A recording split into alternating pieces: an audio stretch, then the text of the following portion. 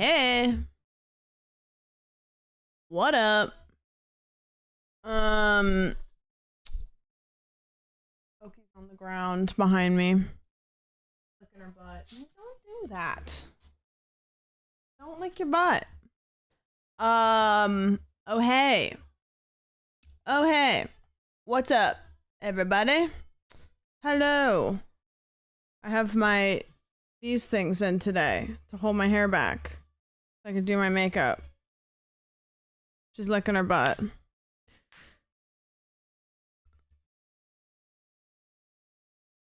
Oopsies. Whoa. That's loud too. Guys, I just started. I gotta turn the music down. Just give me a sec. Spectacore, thank you for the 10. I appreciate it. Thank you. It's a cool look. Thank you. I just put my hair back because I didn't want to have it forward anymore. I know, this shirt still has like the creases in it because I have never worn it. So that's big. I also have candy corn or caramel corn.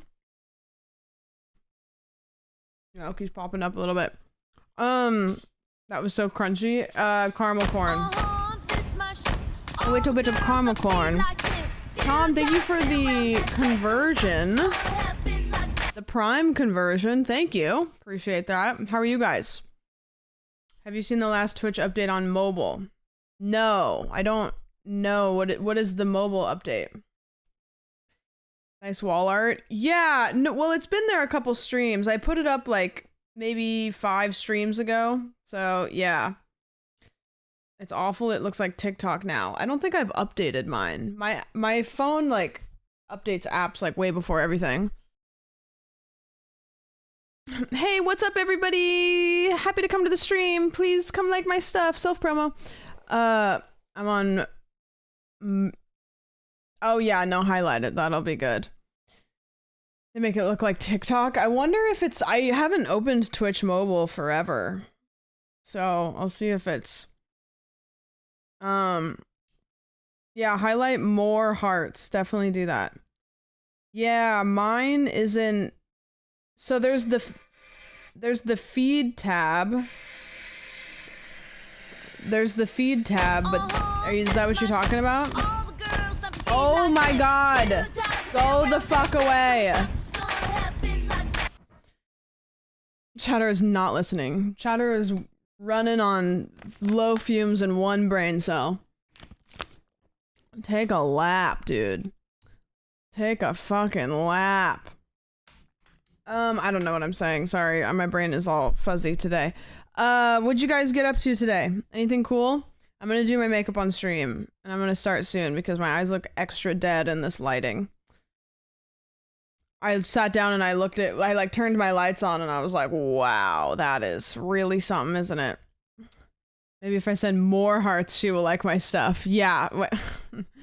No, trust me, I love the streamer. Heart, heart, heart. Heart, heart, heart. Bed rotting, yeah. 400-meter lap, nice, yeah. I just got back from work, big. Smoked chicken wings for the first time, nice. I ate a like really small Caesar salad for lunch or dinner, and it was not enough, and I'm gonna probably grab some food after stream, but yeah, went to an anniversary party for my grandparents. Oh, big. It's kind of crazy when you like go like you interact with old people that have been together for like 100 years and you're just like, what the hell? Tamoli, thank you for the 2 months. Try to make some lemon curd with lemons from the garden. I saw the pictures of your lemons. Those are bussin'. There's a person down the street that has a lemon tree in their front yard, and I've been really tempted to knock on their door and ask if I can have like 2 of them. And I don't know if they would tell me to go fuck myself or if they'd be excited that somebody's complimenting their lemon tree. I don't know. Woke up, cleaned. Cool, I woke up. What did I do? I woke up. I went to the dog food store because I woke up and realized Oki didn't have any dog food, so we ran over there, but she got a bone, so she was happy about that. And then came home, did some cleaning, played a game of Valorant because I'm unwell. I have no explanation why I downloaded it. No explanation. I'm not good at it. I'm so bad at it. Like, I'm so bad at it. I don't even know what to do half the time. I'm just the worst. I'm terrible. She's in her destructive era.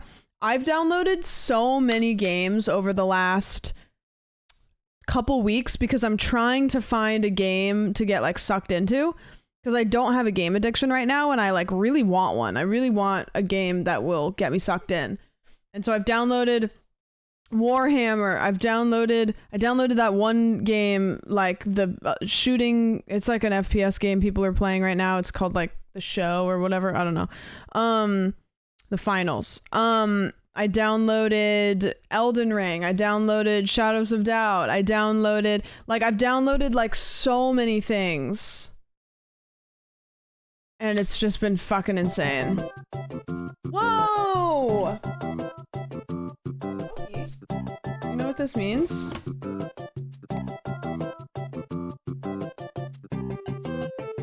Motherfucker really comes in and says, I just followed you, and doesn't follow me.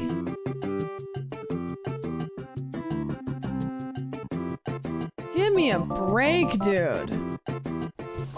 That's crazy.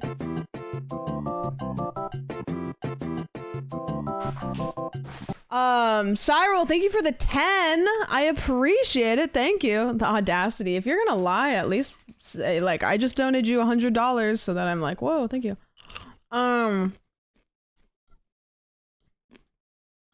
did I do? Oh, I did a face mask today. It's kind of, I wonder why my skin is not as good as I want it to be. And then today I did a face mask for the first time ever. Like, not the first time ever, but you know the face masks that are like a piece of, they have the cutouts. It's like a piece of fabric. It has like a cutout for the eyes and the nose and the mouth, and then you put it on. Well, I opened the package. I've never done one of those before. I've just done face masks that you like put it on and then you wash it off. I opened the package and I'm like reaching inside to like get the face mask, and I'm like going like this, and I'm like putting it, and I'm like, this is so weird. I was like, this is so, it's clear and it's so watery. And I was like, this is weird. I feel like this is going to just dry on my face. Like, it's not like a mask. It just feels like I'm putting like soap on my face. And then I was like, maybe there's like something else in there that I need to like mix.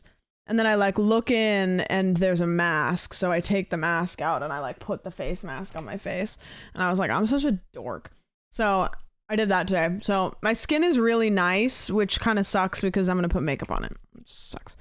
Carlos, I do need a 3-year sub badge. I keep saying I'm going to do it and I keep forgetting immediately after stream. I've done the one that doubles in size with bubbles. Those gross me out. It's something in the realm of like trypophobia. You know the ones that look like clouds? Those make me grossed out. I don't know. It looks gross to me. I don't know why. You what? I don't even want to look it up. At random hours of the day. It wouldn't even be that hard. I could just color a new one in. At least for now. The sheet ones make my skin nice, but I can't stand the feeling while it's on. That's how I felt. What I ended up doing is I ended up cutting like Joker style.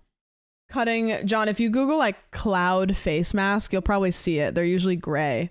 I cut here because I was eating a salad and I also felt like it was on my lips, and then if I licked my lips I could taste it. So yeah, I cut the mask so that I could like open my mouth better. Mason, thank you. You may think people just keep showing up to stream for you, but it's really just for me. Sorry to burst your bubble. God damn it. Honestly, that's... Ooh, double digits slay. I wish I didn't just Google it. What the hell? Yeah, isn't it kind of gross? I don't like how it looks at all. Does it look like soap on your face? The cloud one? I don't know. I've never done it. Don't want to do it. So I did a face mask, and then I don't know, last couple days I've just been moving slow. Like, I feel like I'm just like, you know, the combination feeling of I feel like I want to get up and run a lap, but I also want to sit down and do nothing. Like yesterday, I I had a weird moment. I think my blood sugar got kind of fucky, to be honest with you, because I was like pacing around my house. I was like, I don't know what to do. I'm bored. I'm anxious. I'm antsy. I'm lazy. I don't want to do anything productive. I don't even want to do anything fun. And I was starting to get kind of like my heart was beating, and I was like, what is going on right now? I was like, I feel like shit. And so then I sat down and I just like opened a game. Jazz, thank you for the 5.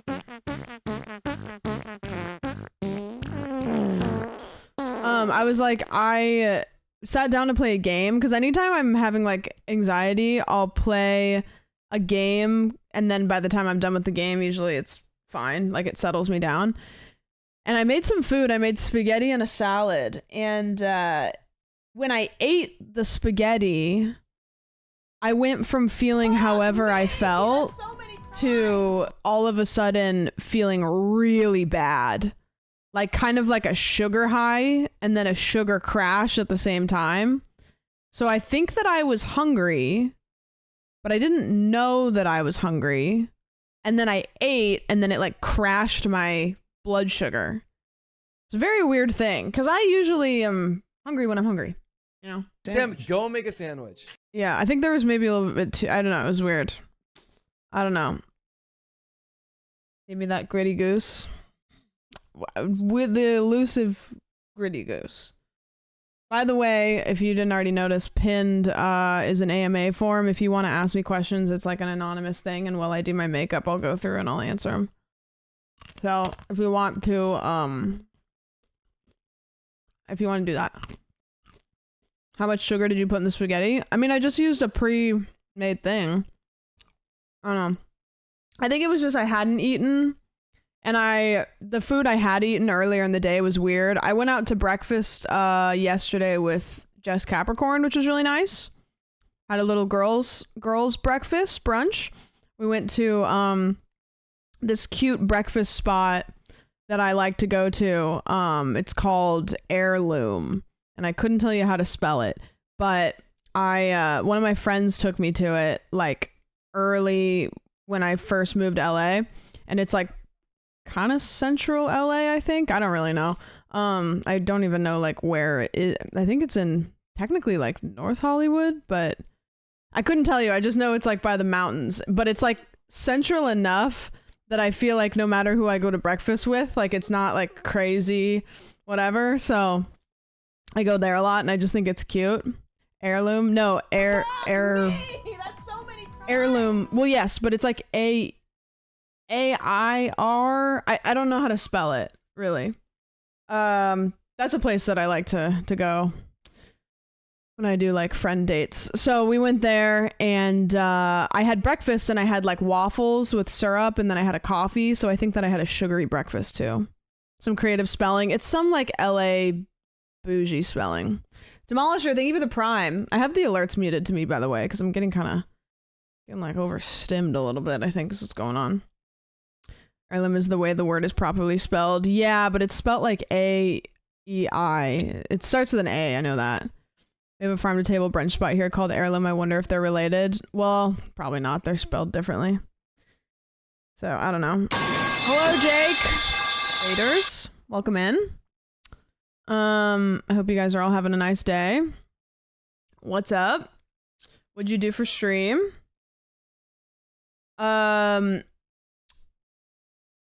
Pipes. Science class is on a field trip. Do you guys do Stardew Valley? How was that? What did you get into? I'm Spider-Man. Alright, dude. Whatever works for ya. So yeah, that was my day. And then today I didn't really do fuck all. I don't know. Kind of tired. Heirloom Bakery. Yep. That's it. It's a bakery technically, but I don't know. Kind of just seems like a cute little brunchy place. Heirloom Bakery in Toluca Lake. Is Toluca Lake the name of the town? Or I don't really know. LA is so confusing because like it's not just the city of LA. It's LA, but then there's all these cities inside of it. Like there's like West Hollywood, there's North Hollywood, there's probably East Hollywood, but I don't really know if anybody talks about it because I've never heard that. There's like Santa Monica, there's the Valley, there's Burbank, there's Pasadena, like all these different areas. So it's like they'll be like, "Oh, I live in da da da da da," and I'll be like, "I don't know where that is." Couldn't tell you. Happy birthday to you. Yeah. LA is a city of enclaves, technically different cities, but part of one metro. Yeah, and it's like I've lived here for like almost 2 years. Do you guys want to know something crazy, actually? Bryce just subbed for 2 years. Is what's crazy. That's actually not what I was going to say, but I can hear the birthday song now. North, East, South, and West Hollywood. Yeah, I mean, you know. It's funny because you hear about West Hollywood all the time and you hear about North Hollywood, but I don't know if there's like a South or an East Hollywood. I don't know. So today is actually my 4-year sub anniversary. Funny enough. Today is. I just realized that. Like you can't see it. If you go online, it doesn't say it for some reason. Like my first couple streams like didn't track, but I know on June 15th, I did my first stream and I went and I looked at my phone. I looked through the pictures and I could see like the pictures I had taken of my stream setup before my first stream. So I know that I did it. So yeah, 4 years. It was 2020, June 15th of 2020, 4 years ago. Isn't that crazy? That's nuts, huh? Like, I feel like that went by so fast. I mean, there's very few people that are, I don't know who's here from, like, the first, like, couple months probably even. I don't know. There's only a couple people. I have a couple founders that are here from day one. We're old. I know. I'm staring down the barrel of 30. What was your first stream like? How long did you stream? My first stream was like 20 minutes. I streamed Overwatch, panicked, got offline. Yeah. Didn't expect a hot dog eating contest as a first stream. I mean, I got a little crazy. One more year. So it's kind of funny because content creation is one of the few things that you kind of go... when you pass anniversaries, and I think it's because I don't know about anybody else, but I think that a lot of people set expectations and goals, and so the longer you do it, the more you go like I want to do so much stuff, and like maybe I'm not where I want to be, but maybe I'm way further than I thought I would be, which is where I am. I'm way further into my career than I ever thought I would be. I'm way more involved. I've done way more than I ever thought that I ever would achieve, while also simultaneously kicking myself in the shins and being like, nope, we're not doing enough. Nope, we're not doing enough. It is a wacky, wacky feeling.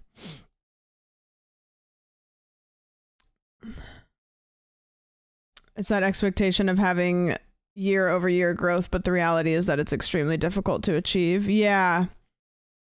I think one of the biggest feats when it comes to streaming is not quitting. I'm gonna level with you guys. I think every time anybody celebrates another year of streaming without quitting, that's an achievement in itself, because this shit is kind of a lot entering the Mr. Beast era. There's a new Mr. Beast video. I kind of wanted to watch it on stream. I don't know. I feel like I should pay attention now that I have a vested interest in the franchise, I guess. Getting a puppy tomorrow. Oh, fun. Puppy. Oh yeah, that's kind of like a bittersweet feeling a little bit.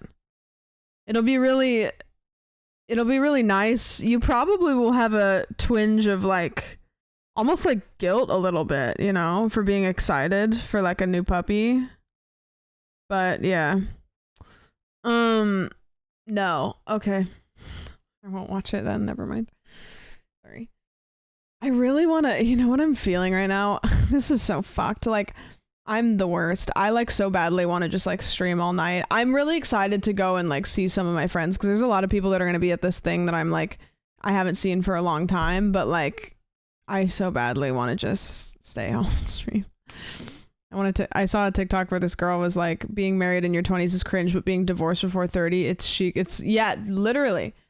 You know what I listened to, that YouTube channel that I've been into, the Soft White Underbelly.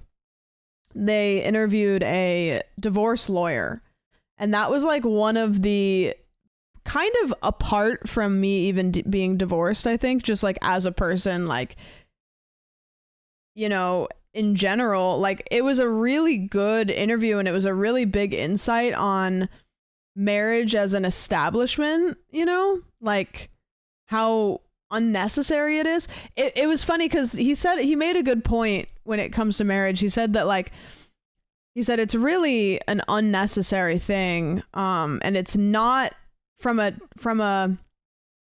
relationship standpoint, marriage is actually very harmful for relationships, but also from a relationship standpoint, it's like a really fun, exciting thing to do, and it's like kind of like the next step. So it's like a combination of like being a really fun, exciting thing while also being kind of damaging to relationships in a way.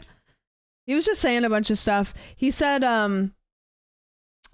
there's like a bunch of different things, but he was saying he was like interviewing this girl, or he wasn't interviewing, he was talking to this girl after she had gotten divorced or was in the process of getting divorced, and he said like when did you know it was over?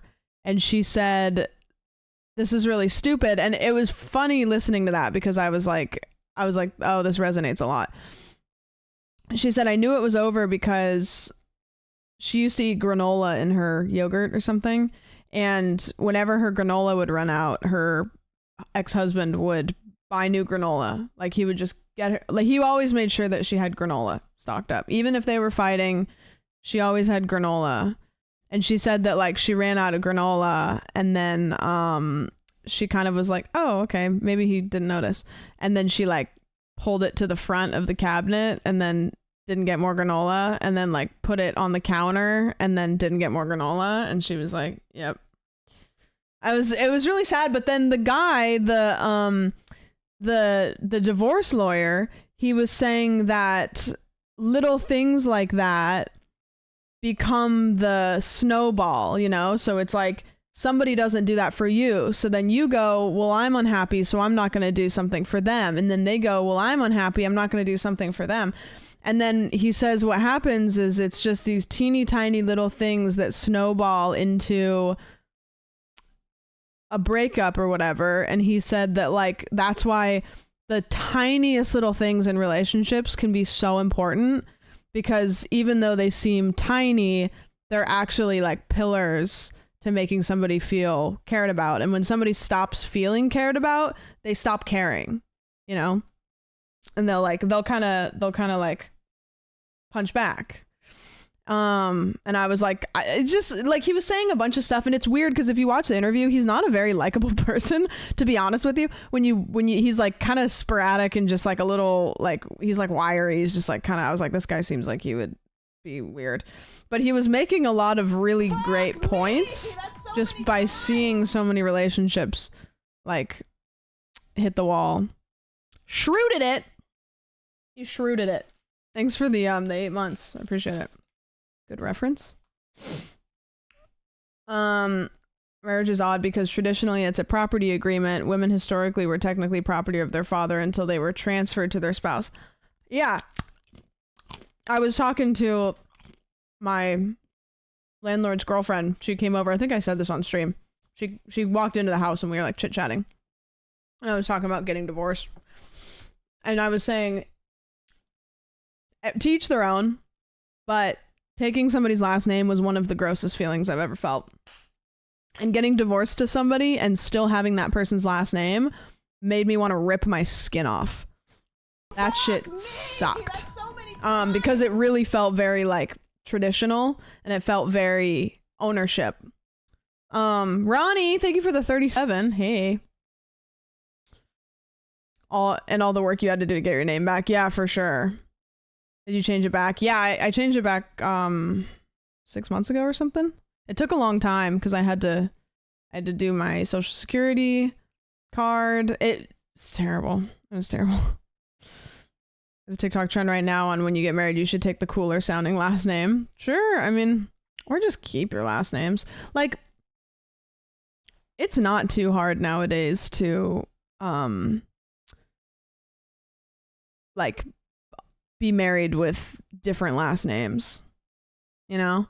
Like the only time, Ronnie, the only time that you need the same last name is in social situations. Because there are no legal or any kinds of reasons why you would need the same last name. Like, you don't need the same last name for a bank account. You don't need the same last name to buy a house together. If you have a kid, you just figure out what the kid's last name is going to be. Like, there's nothing that says you have to have the same last name to do anything together. But social situations, because of society, makes you feel like you need to. So you can be Mrs. da-da-da-da or Mr. da-da-da-da. And so, I don't know, liking the braids. Thank you. I need to do my makeup because I feel washed out.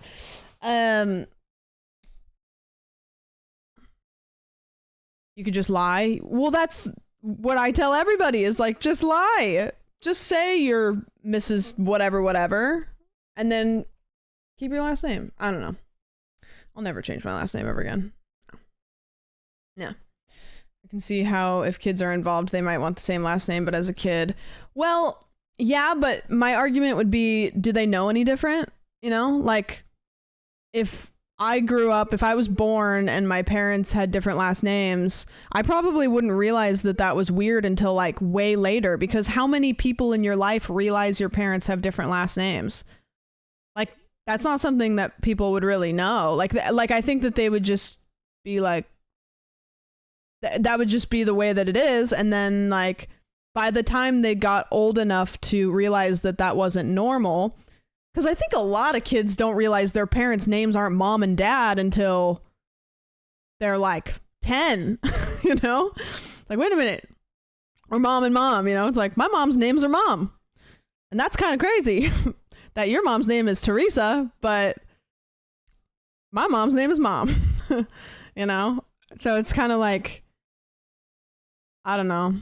And then you say, oh yeah, we got married and, you know, we didn't want to change our last names because it took a lot of paperwork. So that's just the way it is. And then they'll go, okay, can I go play the Xbox? And then you'll say, no, you're grounded. Go back to your room.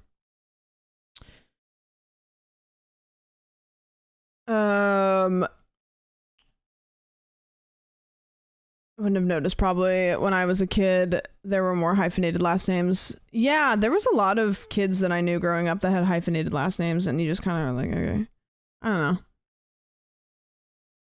My nephew is trying to be a little shit. He calls his mom by her first name. That would have been something. I don't think I ever tried that with my parents. In fact, I don't know to this day if I've ever called either of them by their first name.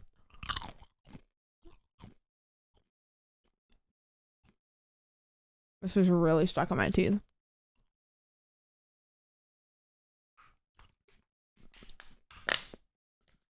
All kids do it these days, it seems. It always rubbed me the wrong way when kids would do it to their teachers. And I think some teachers are fine. Some teachers don't give a shit. They probably want to be cool. But it always felt a little like disrespectful. You know? It's kind of like, it's the same as like, you know, some streamers go by their username and they really prefer you to not call them by their legal name. Like some people do, you know, it's like Trey, you know, like he's architect. We all call him Trey. But there's some streamers that are like, please don't call me that because you don't know me like that. And then there will be that one chatter that just like insists on calling them by their legal name. You know what I mean? Yeah, I have zero preference on Bay or Chloe. Yeah, I think part of it is like, how easy it is to say, right? So it's like with Trey, it's like I don't really know. You could shorten architect, but nobody really did. So then Mr. Eric Pointcrow. I don't know if I've ever seen someone call Cutie Blair. I don't really think so either. Off stream, like I've heard a couple people like reference her as that, but it's not as much. It's not as much. I only hear Non say Blair. He's the only person that ever says it that I know of. I don't know. To be honest, he's the only person I've ever heard say it, so I don't know. I don't know. I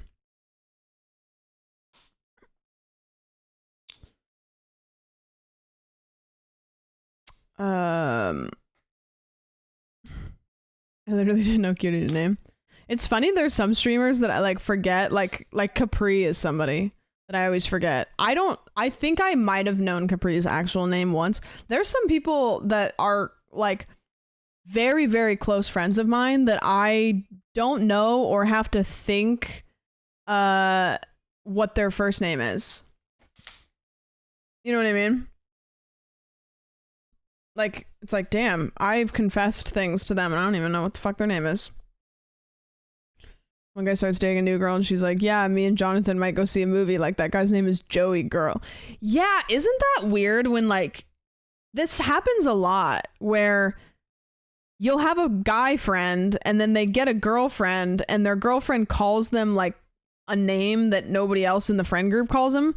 And I'm like, are we supposed to call him that then? Or do we not do that? Or like, is that cool? Like, where are we at now? Because now I never knew that his name was Jonathan. Never thought about it, you know?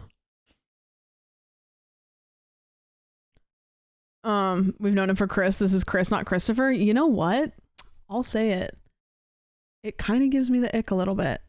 Like, it kind of gives me the ick a little bit. Like, when everybody in the group calls Christopher Chris, and then his girlfriend comes around and calls him Christopher, it feels a little bit like possessive, you know? It's kind of like a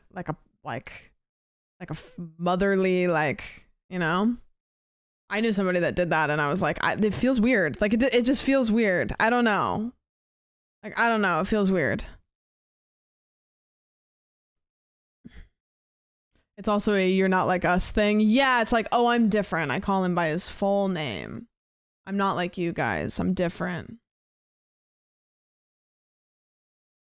It's different if he tells everyone that he prefers Christopher, but to have someone in particular call him that is weird. Yeah, it's a little uncanny. That's why my brother's ex-wife gave us the ick before she and him got divorced. She insisted on his full name. Yeah, it feels possessive. And every single girl that I've known that does that kind of was a little bit like that. So maybe that makes sense. I don't know. My friend goes by Jake, but his wife calls him Jacob. And I'm like, wait, that's my name.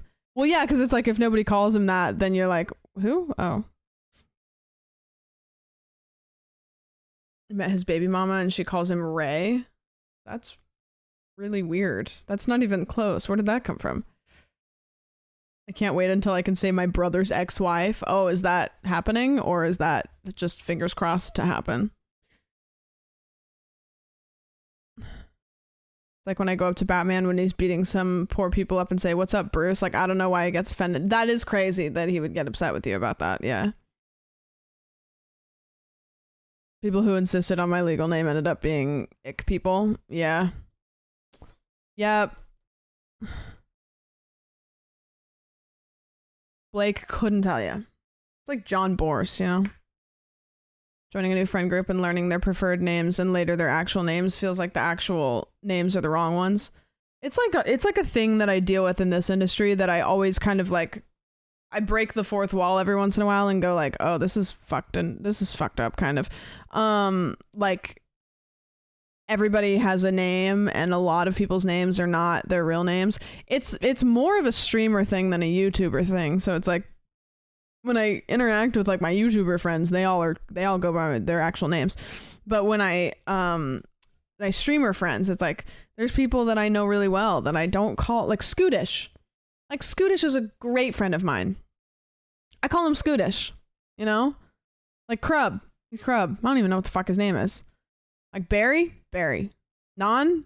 Like his name's not Non, but I have always called him that. Spooky? Yeah. I call Spooky John. And I think it's just because spooky is like a word. So, I don't know.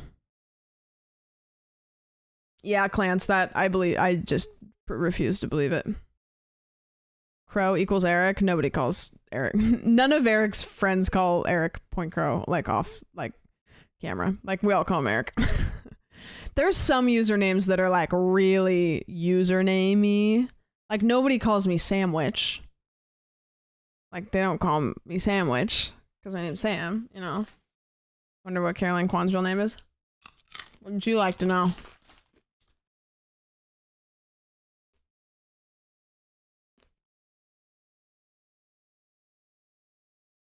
There's also people who gatekeep by referring to the artist by their fans by their government name.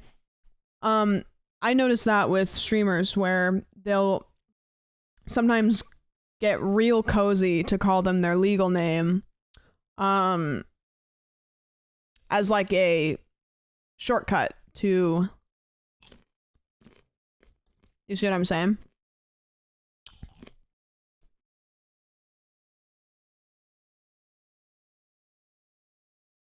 Most artists say they really hate it. You call Cutie Cinderella or Blair? I say Cutie. Most of us do. I would say that like most people do. I don't know. But she's pretty private, so I think it's kind of like more comfortable, you know?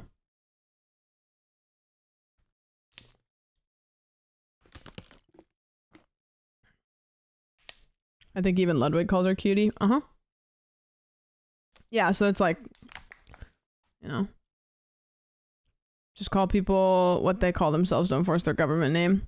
No, it's like if somebody, like, every time I say this, somebody says it, and then I'm like, okay, well, like I hate when people call me, like, Samantha or, like, Sammy in chat. It's like, you can do it. Just know that I'll look at it and I'll get the ick. Like, I'll be like, oh, I hate that.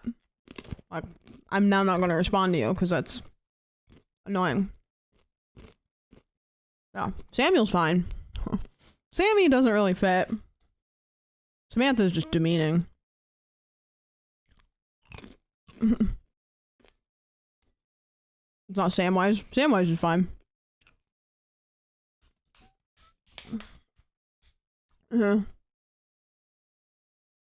Samuel Witchington. Yeah, Samantha's a little long. Maya said sometimes she feels weird calling Cutie that in public. Right, yeah. Samantha's kind of hot. Oh, cool. Thanks, weirdo. Anybody else? Get it. Samsung. Can you guys please only refer to me as my legal name, Samsung? Galaxy Samsung. Yep. Flack, you and Jake are gonna get along so great. Sammy was the name of my college mascots. I think if I was more of like a bubbly personality, Sammy maybe would be less weird, but if you call me Sammy, if you know me at all and you call me Sammy, I think that you don't know me, because not only am I not like a cutesy type of personality, but I hate affection. And Sammy is a clearly like affectionate nickname. Like it's cutesy and affectionate. So if you call me Sammy, it's because you know that I don't like it. You know what I mean? No, it just doesn't work. Yeah. Sammy, but with an I. God, can you imagine? That nothing would be as far away from that. I only know one Sammy, and he only accepted that after rejecting... What does that mean? Salami. Sammy Sweetheart ruined. Yeah, right. For names that have multiple like nicknames, it definitely has to be one that fits their personality. I've always really liked my name, Sam. Samantha is kind of a nothing name to me. Like it just isn't me. Like Sam, like SAM. Like I've always really liked my name, and I feel like it fits. I feel like Sam fits me. Like that makes sense. I have a great bet it's gonna cross the boundary that was just laid out. It's inevitable. It's crazy how inevitable it is. Like it's actually insane. But I guess it's yeah, thank you, Caitlin. I'll open that up in a second. I'm gonna start doing my makeup in a second too. I have all my makeup stuff right here. I'm not a makeup artist or anything, but I have had pretty much the same makeup routine for almost ever, and I've tweaked a couple things, and that's it. It was a pet name a contestant used for her boyfriend on Big Brother. I adopted it for him, but he absolutely hated it. Perks of choosing my first name, feeling like I pick a name that fits me well instead of having it pushed onto me. Right, yeah. I always wonder that about names, like, how much does a name affect who you become, you know? Like, is it at all? Is it like very little? Is it a lot? I don't know. What's your favorite makeup product?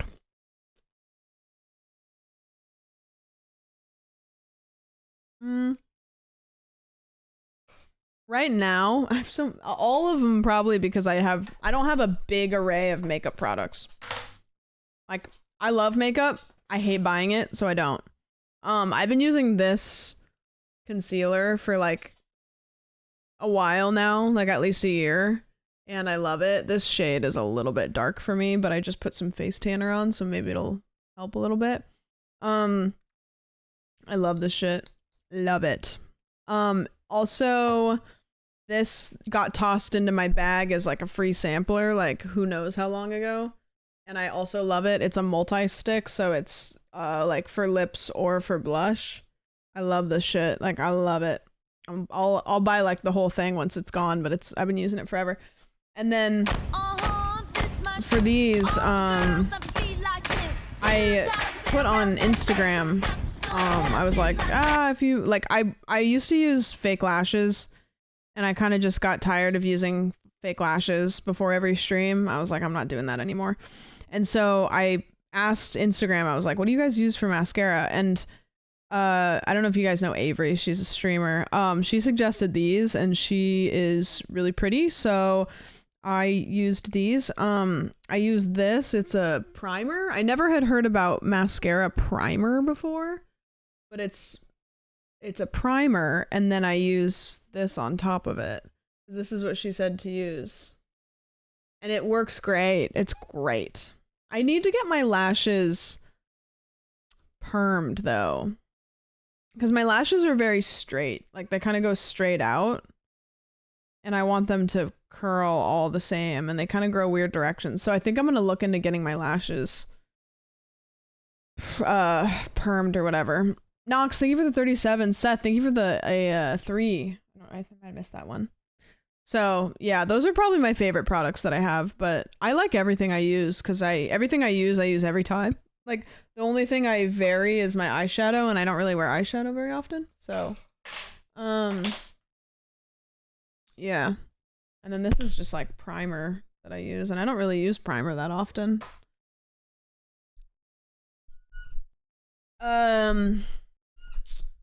But yeah, okay, let me open the AMA form real quick.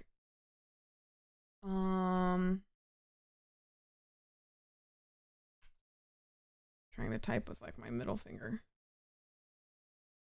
Warming up your lash curler with a lighter for a couple seconds just before curling them. That's straight out of 2007, isn't it?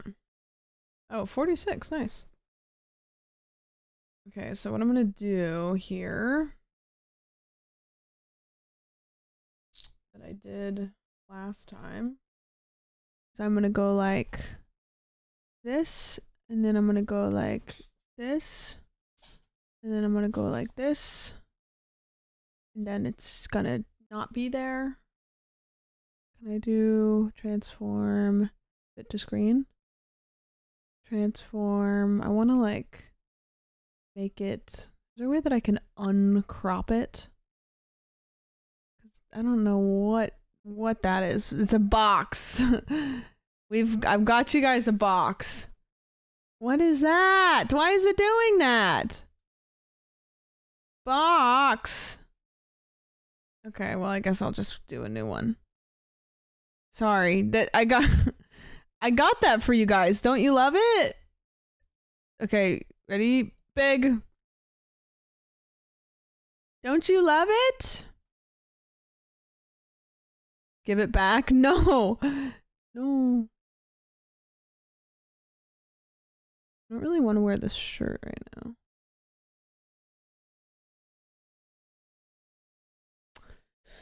No box.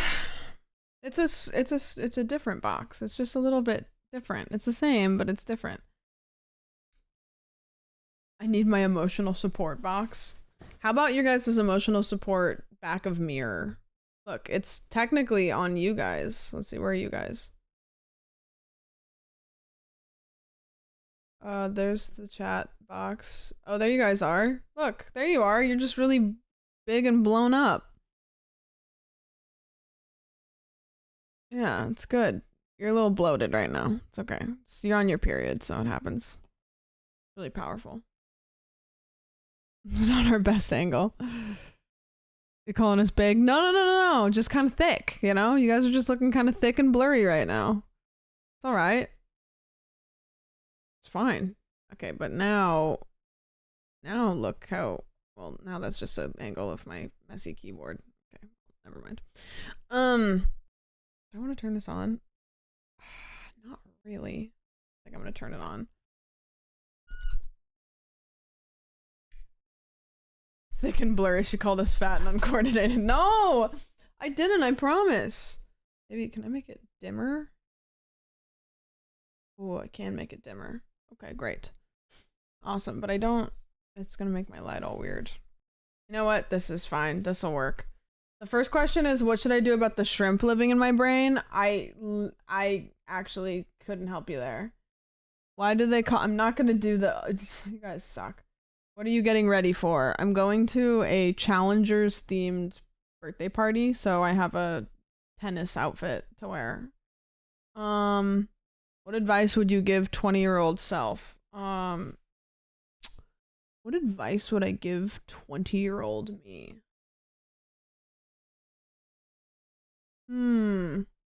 It's hard because the cliche answer is like, oh, the experiences and mistakes that I made me smarter, which is like true. Yeah, I'd say don't get married. You know, don't do that. Although, okay, again, I've got a lot of things I've got a lot of experience or I've got a different outlook on marriage that I did before that is healthier. I think it's less of, I don't want to say less of a big deal. I hate talking about it because there's a lot of people that are like really excited about getting married and like doing all the fun stuff, and I don't want anybody to like ever like feel dissuaded, because that's not true. I just recognize now that it's not a end goal. You know what I mean? Like, you shouldn't see... Here's how you shouldn't look at marriage. You shouldn't look at marriage as a goalpost that once you get over, you're like, whew, we did it. Because I think a lot of their relationships go down quickly when they get married because they relax. They kind of think they crossed the finish line. And it's so not like that, you know?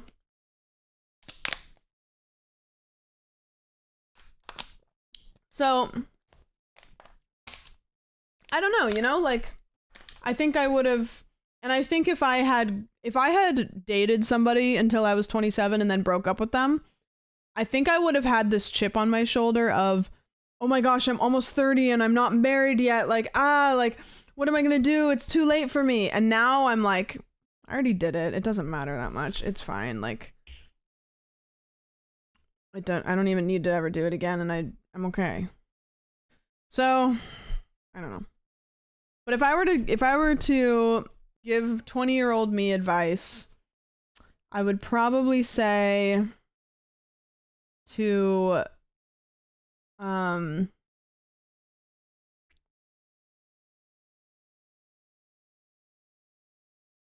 20-year-old, I would probably tell myself to be like less careful, because I through my 20s was really careful. Like I didn't want to like do anything crazy. You know? I didn't do a whole lot of crazy shit. And I think I should have kind of let go a little bit more.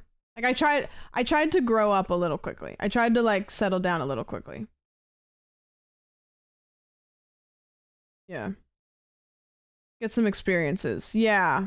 Because then I moved to LA and I didn't really go crazy. I just partied a lot. But yeah. I don't know. I think any advice I would give myself wouldn't hit. I don't know. I don't think I would take advice from myself. I'm an asshole like that. Where were you January 6th, 2021? Not relevant. What's the most amount of money you made in a year?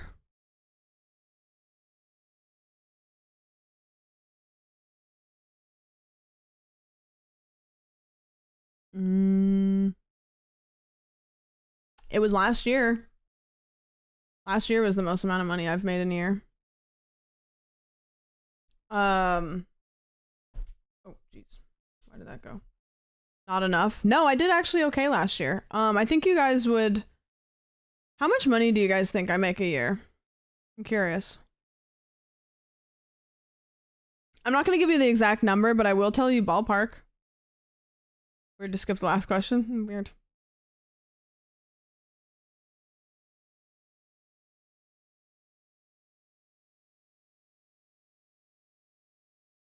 Okay, you guys are I'm curious because I know that for you guys having a concept of how much money streamers make is like, so like I'm in it and I still have a hard time trying to guess. I made between, I'm trying to make it small without making it between, it was in the 70s. It was in the 70s. Yeah. Yeah. 60 to 75K. Yeah. It was in that realm. Now, that's a tough one because there was write-offs. There was like when you're doing stuff in this industry, it's really there's a lot of weird gray areas. So I'm just kind of going off of like what I guesstimated in my head, but yeah. Which is crazy because I last year was not doing good. I like genuinely like last year, like I was stressed about money for the first half of the year. The last half of the year, when the 70-30 split kicked in, it was great. But last year was like not great. Do you have any side gigs? No. I mean, it's all me, like YouTube and Twitch and stuff, but that amount is before taxes. Yes. I paid around 15,000 taxes. Yeah. 70K in LA can be rough. If you make $70,000 a year, which I made between 70 and 80, I don't know the exact number. You should have roommates. You can have no roommates, but you're gonna be 70, like making that much in LA, you're checking your bank account. You're okay, but you're checking your bank account. Yeah. A little strapped, but fine. So that's yeah. Yeah. It's crazy, yeah. How do you find roommates? I mean, just friends. You make closer to 55K with taxes, probably, yeah, if that's how that works out. 50K in taxes and it's all at once. Like I should do quarterly, which I'm going to try to, well, I can't say I'm going to try to do quarterly because it's already past quarterly. If you do streaming, if you're like an independent contractor, it's smarter to do quarterly because then you don't have to like hold on to this big chunk of money all year. But paying that much money hurts no matter if it's, you know. feel like lots of people see 0.00 streamers driving around Lambos and think most people I'm friends with are not well off. Most streamers that I know are not doing good. Like, and the gap, but it's kind of funny because it kind of goes like this. Like I feel like you're not doing good, and then you like hit a level where you'll be like, okay, I'm right now, like 2024 financially so far has been my best year. Like, I just got my Twitch payout and I was like, that is maybe the biggest Twitch payout I've ever gotten without any like birthday or Spyrothon or whatever. And I like was like, wow, that is nice. You know, like I paid my bills, I paid my rent, and I was kind of like, I could buy myself something nice if I wanted to, you know? So that was really nice. It was probably the first time in my life that I've ever like gotten a payout and been like, wow, I can pay everything off and still have money left over to do something fun if I wanted to, you know? It was really nice. Rent money, paid rent. Ooh, it's kind of nice. My rent is due around now, so it's like my Twitch payout hits and then I pay rent right after that. So it's kind of nice because it's like I get the money and then I immediately give it away, which I know is what people complain about, but I actually like it that way because then it doesn't feel like it was ever mine. Because it's like, okay, money, give it away. Then I can look and see how much money. I like get paid, put 30% away, pay my rent, and then I look. It's like I close my eyes, do all that stuff, and then go, okay. So yeah. Good question. That's also like this question is also not this question. This question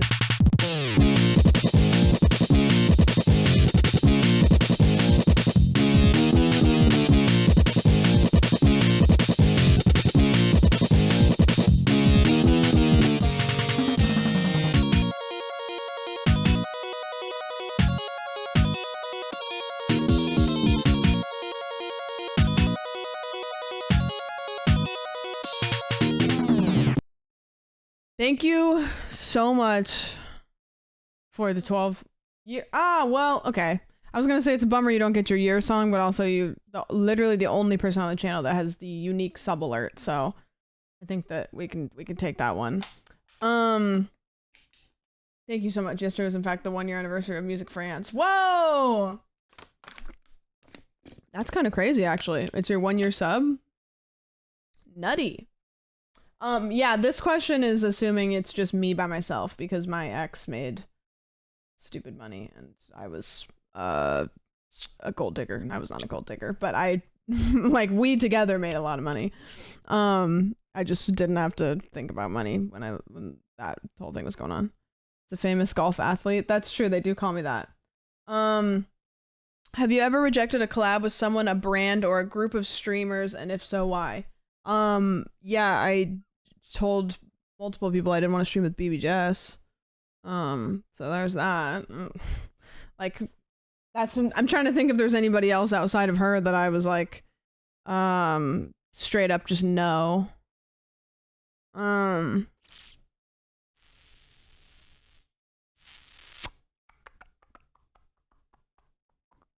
Raid Shadow Legends, they don't want me. They don't want my ass. If you don't know, then good. It's cold tea. She just had some not great takes. And her partner at the time was doing some shit, and not great. Not even really worth looking into. I said, nah, Jimmy's cool. Aurora, thank you for the 25. Yeah, it's not really interesting at all. If I say it on main, it's not interesting, trust me. I'm trying to think. I actually don't really think so. I don't think that there's been any. I don't have beef with people. Like, I know it's shocking because I'm pretty cunty, but like I don't really have I can probably count on one hand the amount of people that I like genuinely just like don't fuck with for personal reasons. You know, like there's people that I don't really value in the space, but I've never met them. So that's different. Like that's not personal. That's just almost like a parasocial. I don't fuck with them, you know? It's like I know people that don't. I've never met them, so it's a surface level, just kind of like, no, thank you. But there are like very few people that I personally don't fuck with based on my own experiences. Very few. I don't know. I think you know what it is? I'm not gonna tough girl it. I don't like the feeling of people not liking me. I really don't like the feeling of somebody being mad at me, so I just don't like to get into altercations. I try to solve things if I can. Need to start beef? Yeah, maybe. That could be kind of fun. I could start beef with somebody. I don't know. I just don't. I just don't. And I also I think part of why I don't get into beef is because I kind of like keep to myself. Really, I don't really like poke my nose out of my hole. I'm just like, I'm here to like, I love my job. I love what I do. And then sometimes it kind of treads into this like gray area of like what's work and what's stuff that people should deal with offline. And I just choose to like not. I just don't poke my head out of that hole. It's like, okay, I'll watch with my popcorn.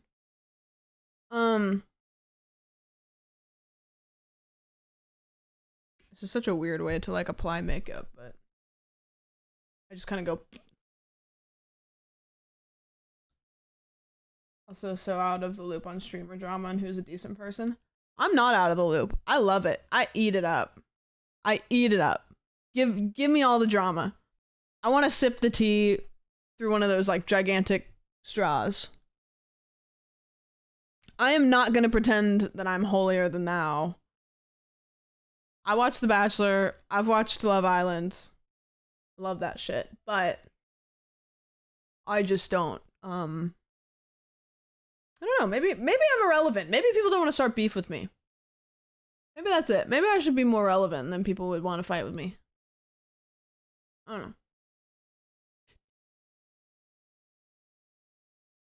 And this wretched woman named Cutie, the worst. What a cunt. She sent me a nice box today, for winning Master Baker. I got a bunch of nice stuff in it. I got that face mask in it. I got a candle. I got some, like, lotion. There's a whole bunch of stuff in that box.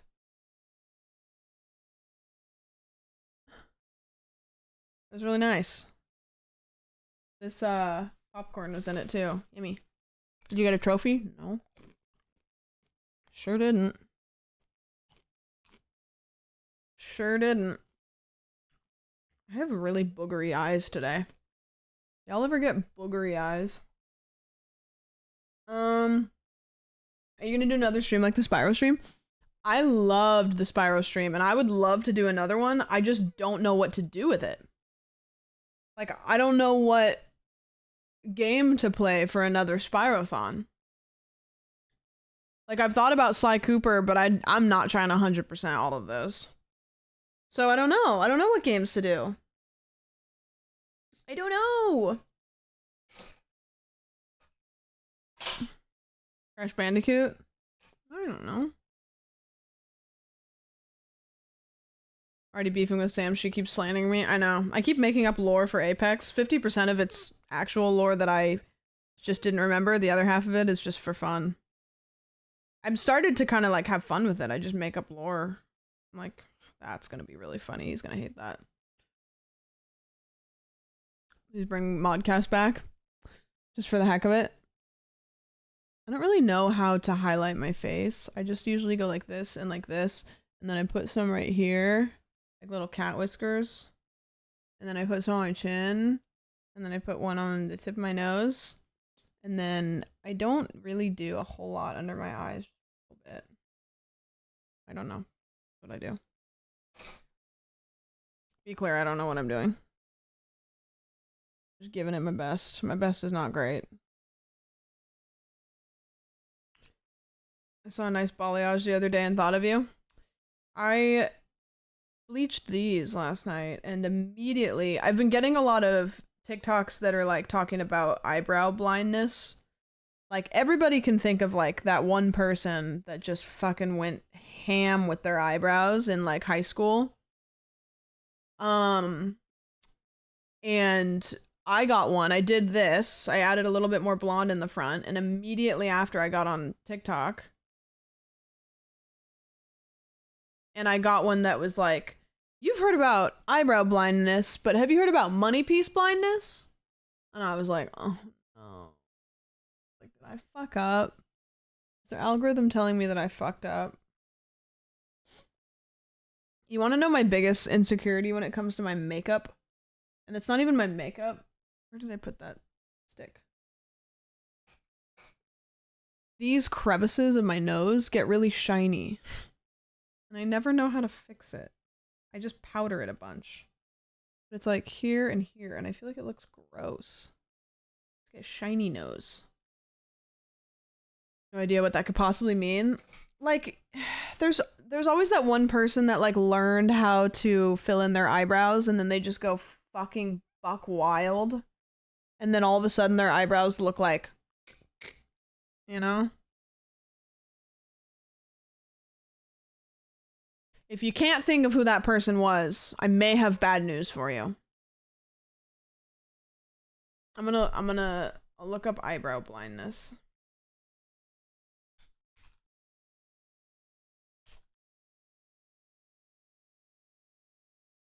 You know who had big eyebrow blindness?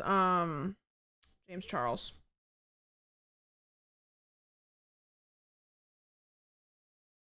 Here's an example of eyebrow blindness. Like this, not great. James Charles' eyebrows now, they look good. I'm trying to think of like, I don't want to like dry go through this because I never know what like is. There's a fly that's flying around me.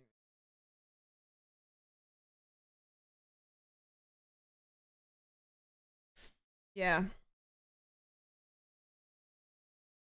I hate when there's a fly in my house because I can't focus on anything else. The landing strip eyebrows. Yeah. So then I was like, oh, did I do money piece? I think I had a little bit of money piece blindness for a bit. For a little bit. I'm impressed they can do that, make it even, but that's a lot of brow.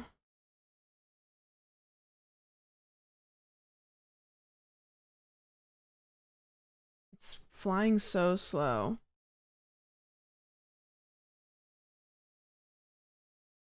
Like, I don't know if it's like dying. It's like flying like I feel like I can catch it.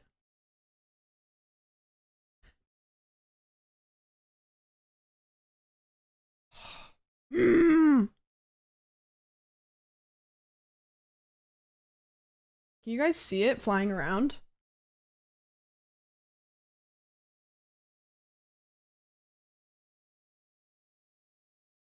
I don't know. The animators for Clerks, the animated series, did exaggerated everything, including eyebrows. Oh, that's gonna make me crazy. That's a stream ender if this thing keeps flying around. I'll never be able to focus on anything. I can't focus on a single goddamn thing. Hate that. I just can hear it. I can hear it. And I can't talk if I can hear annoying noises. And so I'm going to be focusing on where this fly is in the house. And I'm not going to be able to like focus on talking. Need to borrow a cat. If it goes and lands somewhere, that's fine because I'll forget about it. But sucks when they're just buzzing. Also, my house is tiny, so they can't go anywhere. And I have this light right here. I would love to do another thing like the Spyrothon stream, but I just don't, I don't know what to do. I don't know which one to do, you know? And I've seen so many people do stuff like that lately, like with Elden Ring and stuff.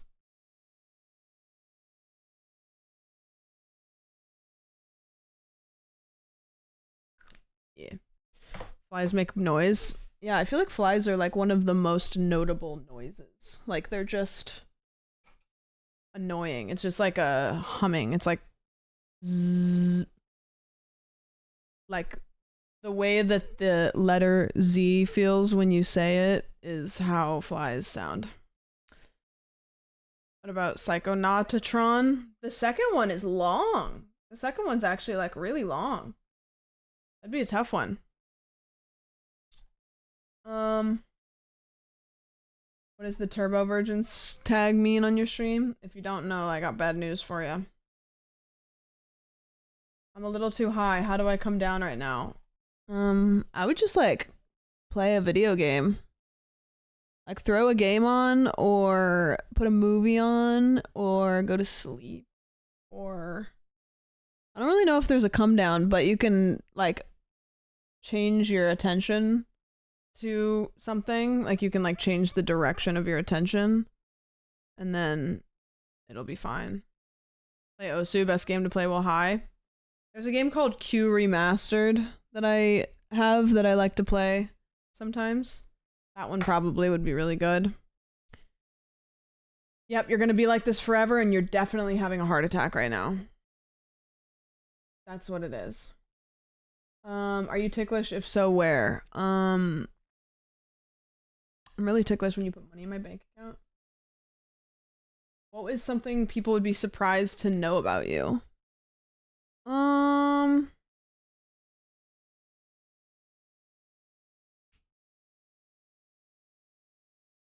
What is something people would be surprised to know about you?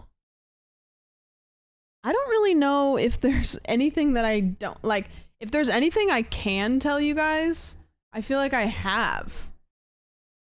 You know what I mean? Like I don't really like anything I can say, I probably have at some point on stream. Something you guys would be surprised to know about me. I've been to New Zealand. You guys know that about me. Also, toilet paper over under. That is actually probably my hottest take. My hottest take is that I don't look before I put the toilet paper on the thing. I just throw it on there.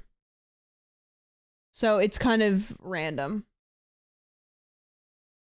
Yeah, it's fucking insane. Yeah. This does not surprise me about you. I just like put it on. I don't know. I just don't think about it. And you get it right every time? No, I just do it every time and then it just is what it is. So you're bi toilet paper wise? Yeah. I have to commit blasphemy because if it's over my cat will unroll it. No, I don't even notice. If you asked me which one mine was, it probably is. If I were to pick one, it would probably be over, but I don't. What's something you're proud of in your life but don't advertise much? What's something I'm proud of? I don't really like to talk about myself. I don't really like to gas myself up very much. So it's hard to think of. What am I proud of? I think I've had a little bit of a tough go for a couple years and I'm kind of proud that I've not let it affect anything more than what it would. Like I don't let it affect things immediately, you know? I think that's probably mine. I don't know. You can just ban them, to be honest. It's not really like I'm just over it. I don't know. I don't really know. I don't know what I'm proud of. What am I proud of in my life? I think I could be a lot more annoying. Sam lets difficulties motivate her actions. I was talking about this with Jess when we went out to... The fly just got right up in your guys' face. I was talking to Jess about this. I was talking about motivators, and I was saying anything can be a motivator. Oh, that worked for me, Trav. Finally. Touched it. I was saying like motivation, and I was saying like people get really scared to be motivated by things that feel toxic. And if it motivates you and it doesn't affect anybody else, like I get really motivated by spite. Like if somebody like who megalols me, or if I feel like I go to something and I don't belong to this. This just now. This just now. That's the thing. Answer to your question.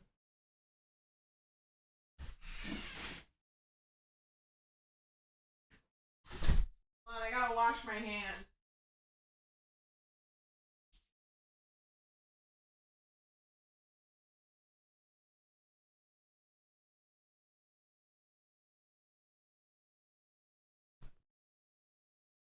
Yeah, I still got it.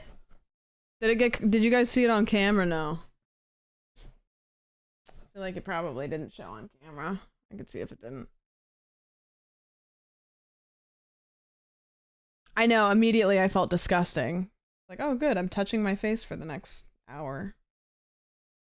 I can't remember what I was saying. Doesn't matter. Couldn't have possibly been more important than what I'm talking about now. Oh, I do remember.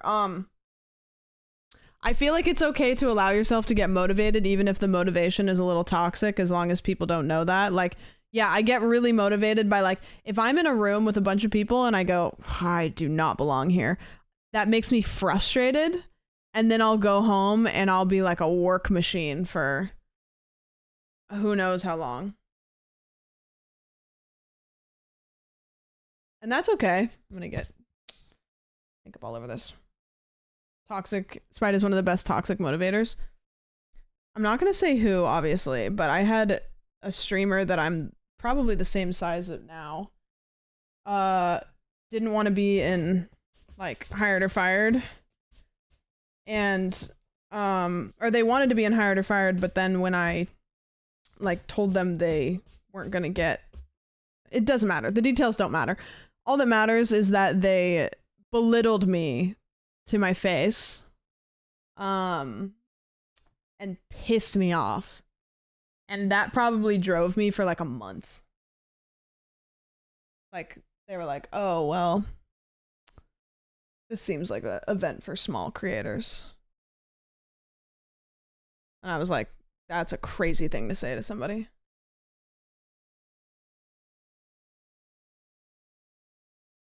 And his name is Hassan. He's an asshole. No, that motivated me for like a month probably. Remember that story? Crazy thing to say to somebody. I have always had a chip on my shoulder about that forever. Can you see it? Like, I go to something and I don't belong to. I can't really see it. I don't belong to.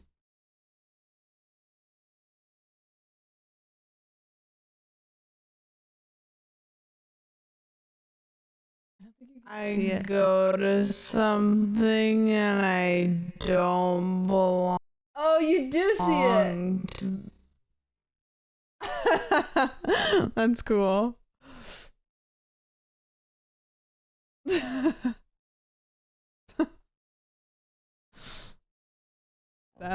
That's I'm an athlete. What can I say?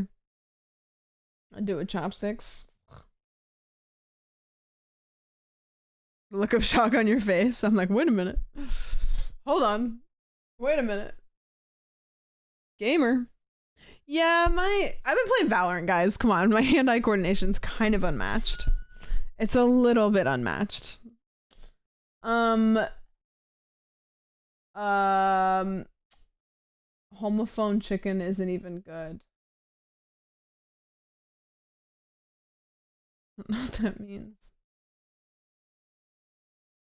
Shout out to Bihar _1_. This is not Bihar. Yeah, it sounds like Chick-fil-A. Oh, I've only had Chick-fil-A one time actually. And it was like a day old. So I don't know. I don't know if it's good or not.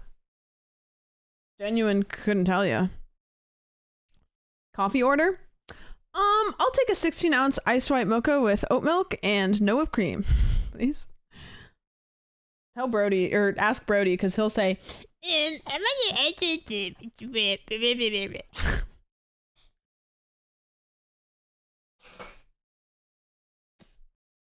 got it in Utah and it was really ass. That was the one time, yeah.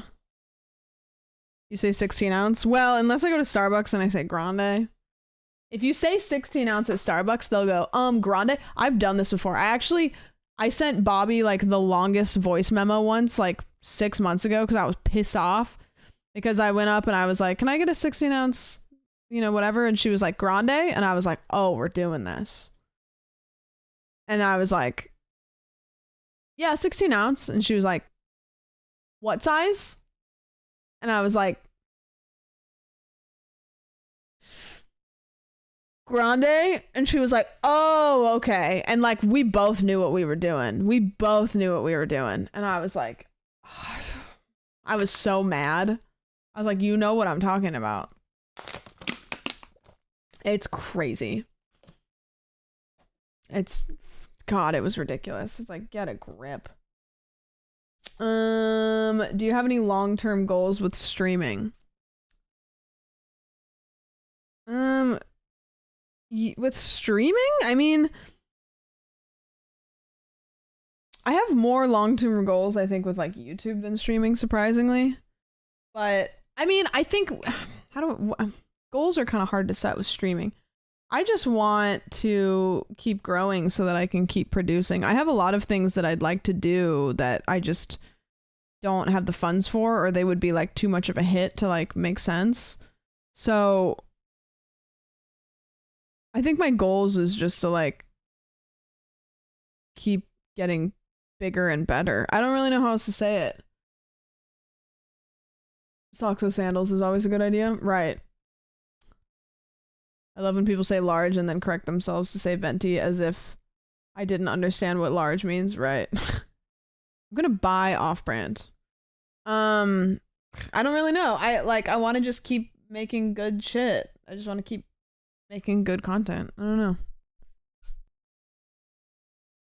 I just want to make more bigger stuff. I'm gonna turn the light off so it doesn't make it all fucky.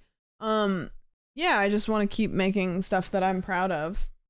I think my YouTube goals are a little bit stronger because you can be a little bit more diverse with what you do on YouTube.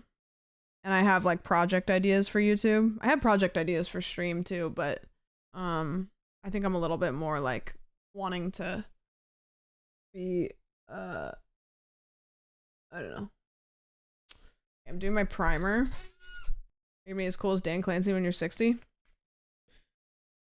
I don't know. I don't know if I'd put it like that.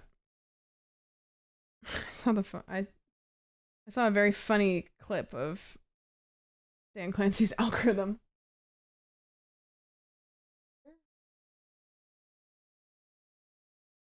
Did you see the clip of him scrolling through that new feature? Sure did. I sure did.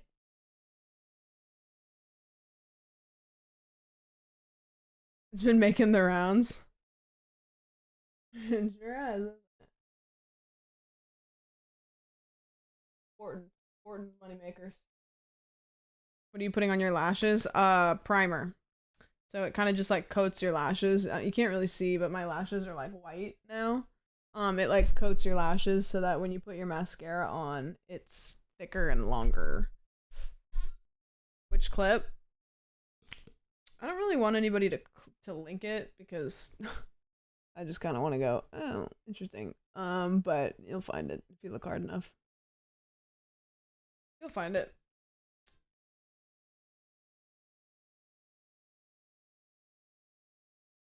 What if I like thinner and shorter? You know what? It's not about what the lashes. It's not about the size of the lashes. It's about how you style them.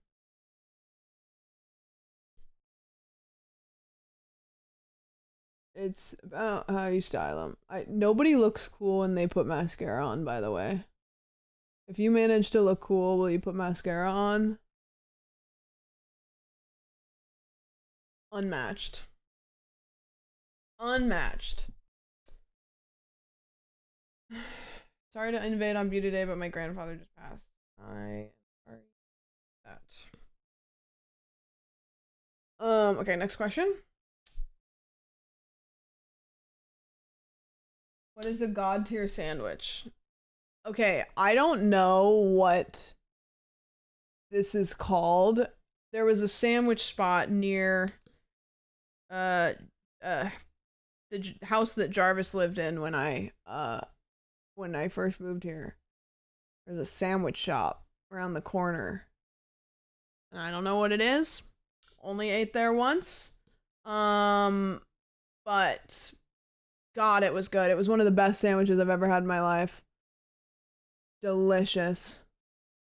That's probably one of the best sandwiches ever. Mendocino Farm has pretty good sandwiches too.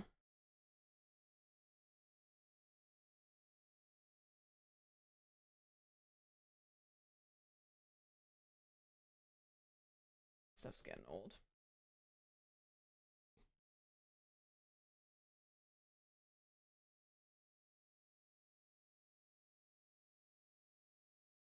Old myth, you can't close your mouth putting mascara on. I don't think I would do as good of a job, and this isn't even mascara. This is just primer, you know? Like, you can't really fuck this up. Can't really fuck it up. I've never had banh mi. What is that? I've never had that before. I've heard of it, but I don't know what it is. Favorite liberal. Not Crub. Your favorite artist / bands. I mean, Sabrina Carpenter's killing it. I like Pliny. I like Olivia. I don't know. It's tough. I feel like I get brain rot trying to think about who my favorite artists are because I don't really listen to music too much. Vietnamese sandwich. I'll go get one. Really specific request. Can you mute the stream sounds and just say full another? No, because I don't want to do things on command, but you can probably find a clip of it, I'm sure. This could be somebody who's genuinely harmless, but I hate doing stuff on command. I hate doing it. Longest time you gone without pooping. I have a real answer for this, but I'm not sure if I want to say it.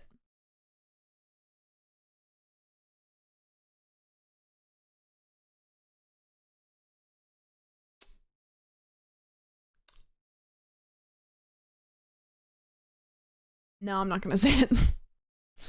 It's too personal. 1 hour is her answer. No. My answer is just not my answer, I guess. Never poop because girls don't poop. True. I'm trying to think, like, yeah, I thought it said longest time you've gooned or something. I'm concerned at the silence. Yeah, I don't. Here's the thing.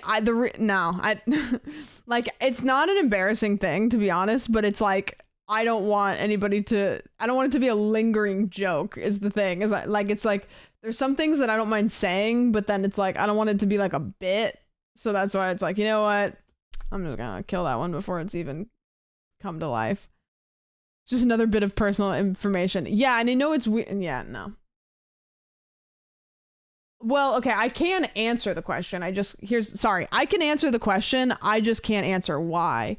Probably like, honestly, like almost a week. Yeah, it's like probably like almost a week. I think that I'm the only one who doesn't know the divorce lore, but you don't have to tell it again. I'm divorced. That's it. What's a secret you can share about Barry? Barry's not real. Barry's a figment of all of our imaginations. They exist in the planes, in between the planes. Go-to drink when you go out. Probably like a White Claw. I don't know, cider, to be honest. Yeah, probably like a White Claw. If I'm gonna go to bar and get like a bar drink. It depends. If it's like a fancy bar, if I'm being fancy, I'd get like an amaretto sour. I love those, but like you feel like an asshole ordering that from a bar. I really like lemon drops. Those are yummy. If I'm at like the bare minimum bar, like a bar that's like you're not, if you get a lemon drop, they're gonna laugh at you. I'll get like vodka cranberry. But if it's a kind of bar that is gonna give me a vodka cranberry, I'll usually get a seltzer instead. Yeah. Amaretto sours are tasty. They're tasty, but God, I feel like a pretentious asshole ordering one. Like, I feel like an absolute asshole ordering one. How did you end up in a Funhouse video? I'm friends with John Smith, and John Smith messaged me and asked if I wanted to be in a Funhouse video, and I said yes. And that's it. That's it. And it was really fun, but then RIP to Rooster Teeth, unfortunately. Unfortunately.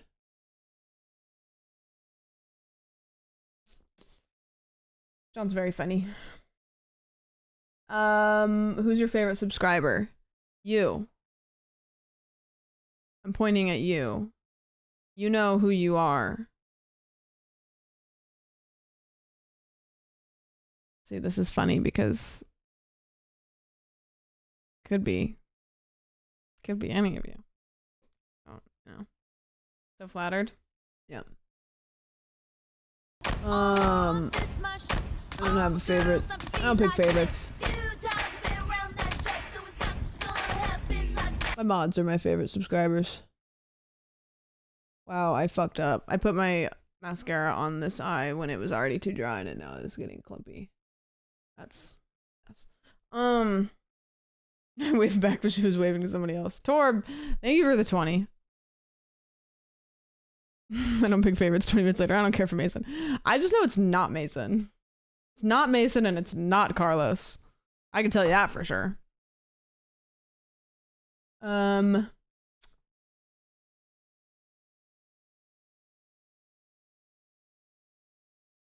Pre-read this one. You were called by Chris, I don't know who that is, back in 2020, and he wanted you to legitimately voice a character in the upcoming Super Mario Bros. Movie. Who would it be? Self-insert of yourself as the third sibling of Mario and Luigi. Thanks in advance. Love the streams. Please go back to Super Mario Land soon. Guys, who would I voice in the Mario franchise? There's a correct answer here. There's a definitively correct answer here.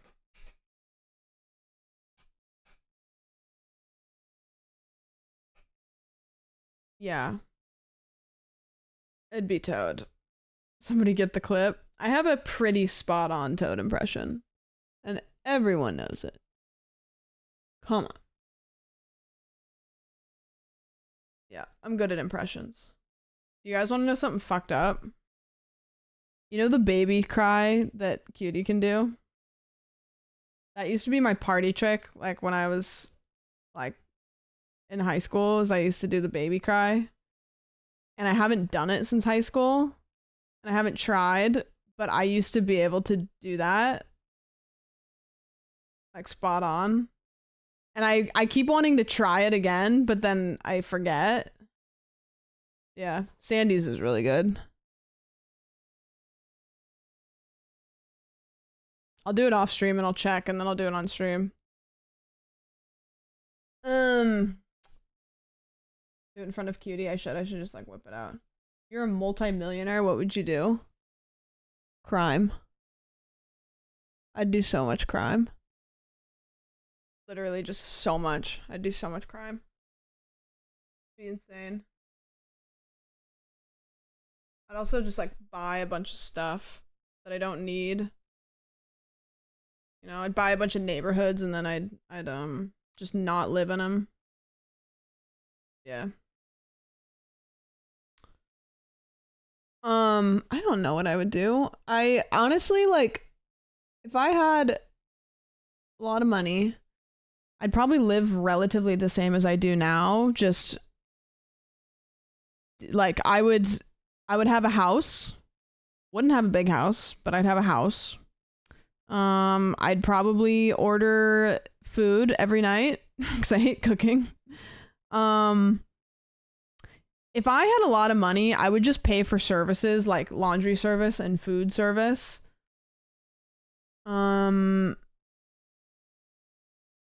I don't even know. My threshold of thinking about what would I do if I had XYZ is like a couple feet above where I am now, because I'm always like, oh, what would I do if I had a couple more dollars? Okay, I get there. Okay, what would I do if I have a couple more dollars? I get there. Like, I don't think about what would I do if I had 100,000 more dollars. Like, I just don't really think about it that much. I think I have a crazy imagination, and if I think about it too much, I start to feel sad. So I just don't think about it that much. I would probably use a lot of the money to make videos.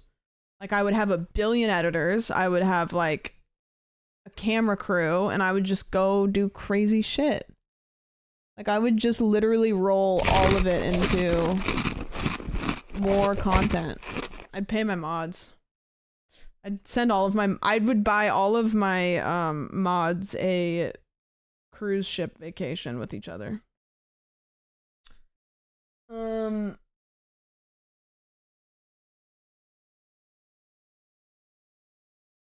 Your standard of living is hard to keep down the more money you make. Yeah, I don't know. I don't think about that. I think about just a little bit more, just a little bit more, just a little bit more. I kind of chase that. Be honest, do you think Alice is a bottom? Do I have to answer?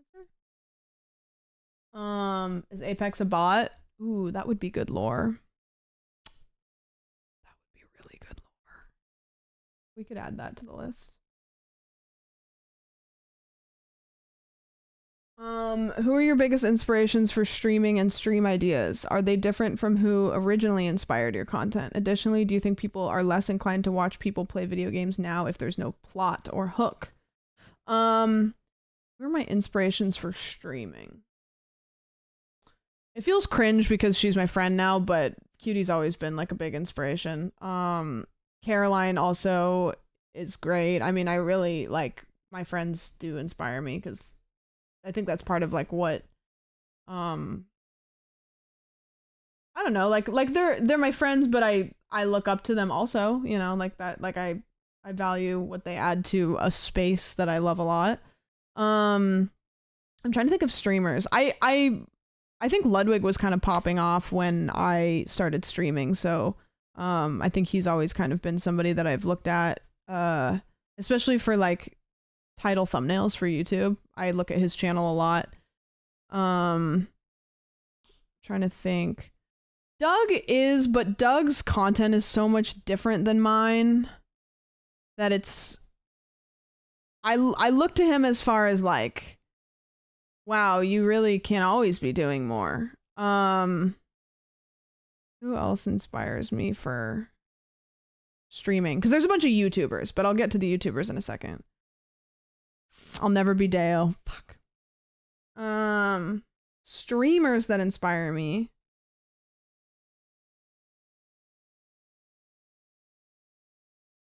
Let me look and see who's live.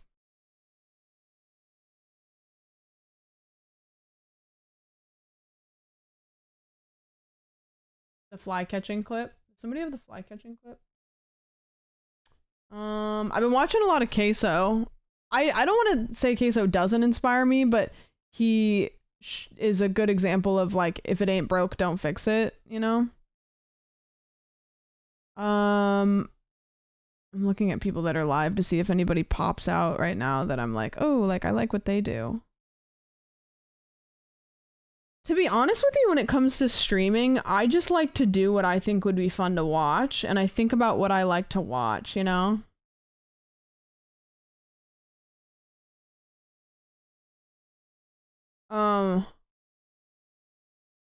I can tell you the YouTubers that inspire me.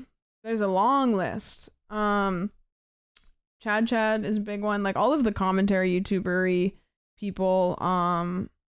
Like I love their shit. there's like a million. I could sit here and like name every single one of them, but as far as streamers go, I do like a little bit of like keeping one foot in the meta while also trying to like do my own thing. You know? I don't know. I think my biggest focus when it comes to streaming is like involvement.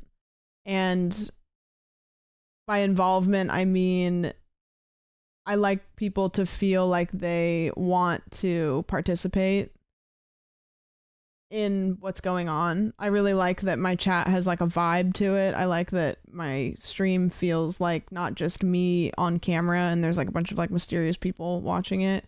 I like that. What was the second part of the question? Do you think people are less inclined to watch people play video games now if there's no plot or hook? Absolutely. You can't sit down and play a game on Twitch and not make anything different about it anymore. It's just too many people. You have to have something different. You have to be doing something different or just be super fucking funny. There's some people that are like Jinxie, right? It's like Jinxie sits down and he plays is it CS:GO, I think is what he plays. I don't know what game he plays. He's just a Rainbow Six, yeah. But he just got such a unique personality that it was like, you're not going to find anybody like him because he's just wacky. So, love him or hate him, you can do the same thing everybody else is doing, which you just have to be so different. Yeah. There is somebody fucking lights fireworks off every goddamn night. And I can't figure out where it's coming from. I don't know what's going on, but Oki hates it. And I'm like, tonight, and she's gonna be laying in bed, laying there, scared, and of course she's gonna freak out if I leave her home alone if there's fireworks. It's like a bomb every night, like a couple times. I don't know what's happening. It's every night, all year round. I don't get it. He gets frustrated when people leave. When he starts games, he tries hard, but it sometimes doesn't hit. Yeah, it's tough. You just have to know your strengths, you know? I don't think that live streaming is for everybody, to be honest with you. I think that YouTube and pre-recorded content, anybody can find something to make, but live streaming's really hard. I think that like a lot of people get, like, you have to think about content creation. There's a bunch of different types of content creation. There's YouTube, there's Twitch, there's TikTok, there's Instagram, there's, I don't know what else there is. Like, streaming is fucking exhausting. It's exhausting. And like, there's some people on this platform that are focusing their left arm on, that doesn't make any sense. They're giving their like all on Twitch when they would probably be phenomenal YouTubers because their sense of creativity is pre-recorded, writing scripts, doing XYZ, sitting at a computer and trying to be entertaining for 6 hours straight while playing a video game is like not gonna work. And so I think that there's a lot of people that have really creative minds that should be streamers, but they can do something better than the rest of us, you know? Would you ever come back to Overwatch? I've been really close to downloading it again, but I don't have anybody to play with, so I'm gonna bug that group of Overwatchers in the Discord and be like, hey, you guys want to hang out with the streamer? Who do you watch before streaming? There's a couple people that usually stream when I'm getting ready. Like Bobby usually streams when I'm getting ready. Alice will be streaming when I'm getting ready. QD sometimes will be streaming when I'm getting ready. Caroline will usually start like when I'm sitting down, so I don't get to watch her.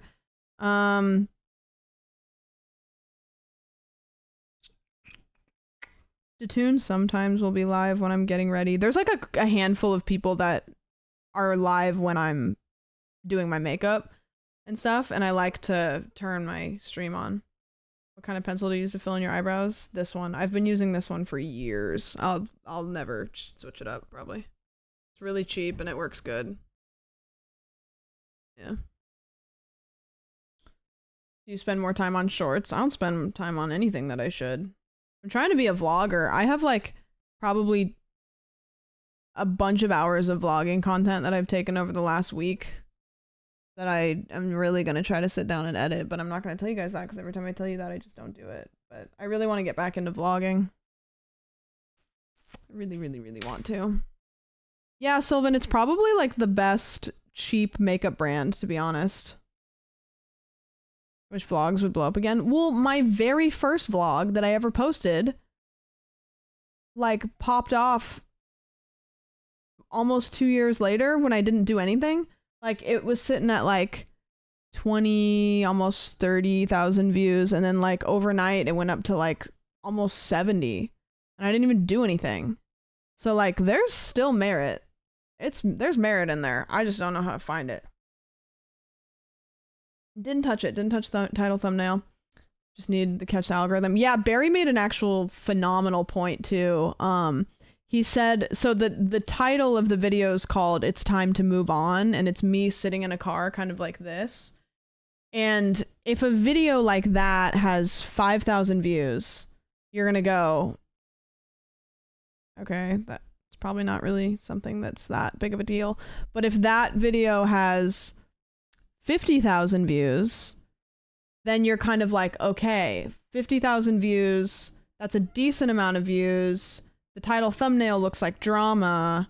So he said that it probably is gonna keep doing that because the higher up the views get for a video like that, the more likely people are actually going to want to watch it because they think it's drama, and then more people are watching it. You see what I'm saying? So it's interesting. I in Chris Melberger's chat a couple days ago. Saw you were live right now. What the fuck did I say in Chris's chat? Was it stupid? Did I say something stupid? Gives the hook. Yeah, that's kind of like the problem that's like... Oh, speaking of YouTube, did you guys hear about this person? Have they been around for a long time, or is this...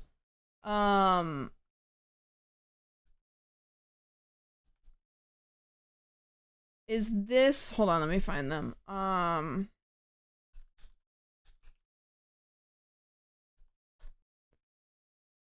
Is this somebody that just popped off recently, or is this somebody that I had never heard of before? Jenny Nicholson. The interesting thing about Jenny Nicholson is she does 3 to 4 hour videos, and they pull fat views. Like long form content. Like 2.5 hours. An hour and a half, almost 4 hours. 4 hours. It's got 8 million, 10 million. This video has 12 million views. It's a 2.5 hour long video on the Vampire Diaries. Yeah, she did one recently that exposed something. I don't remember, but it was big. She's a couple times where videos get picked up by the algorithm. Yeah. I've never watched a YouTube video that long, and for these videos to have like 10 million views for a over 3.5 hour long video, it's like, it goes to show like long form content on YouTube is not dead. That's a year-old long video, but you know.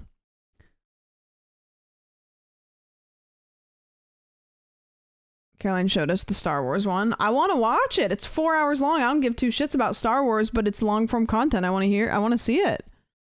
What's the retention rate? I mean, long enough that she's getting 10 million views. You know, if the retention rate was 5 minutes, the algorithm wouldn't push it. You know? The Hallmark Channel one. Yeah, I don't know. I just discovered her today. I was watching Cutie stream and somebody said something about her and I was like, what? And I clicked on it and I was like, whoa, okay. Long form content's not dead. I don't care less about Star Wars, but her Star Wars vid is definitely worth a watch. All right, I'll block 4 hours out for it. I mean, I'm not going to act like I don't have time because I spend 4 hours doing stuff that's way less productive. So, you know, fuck it.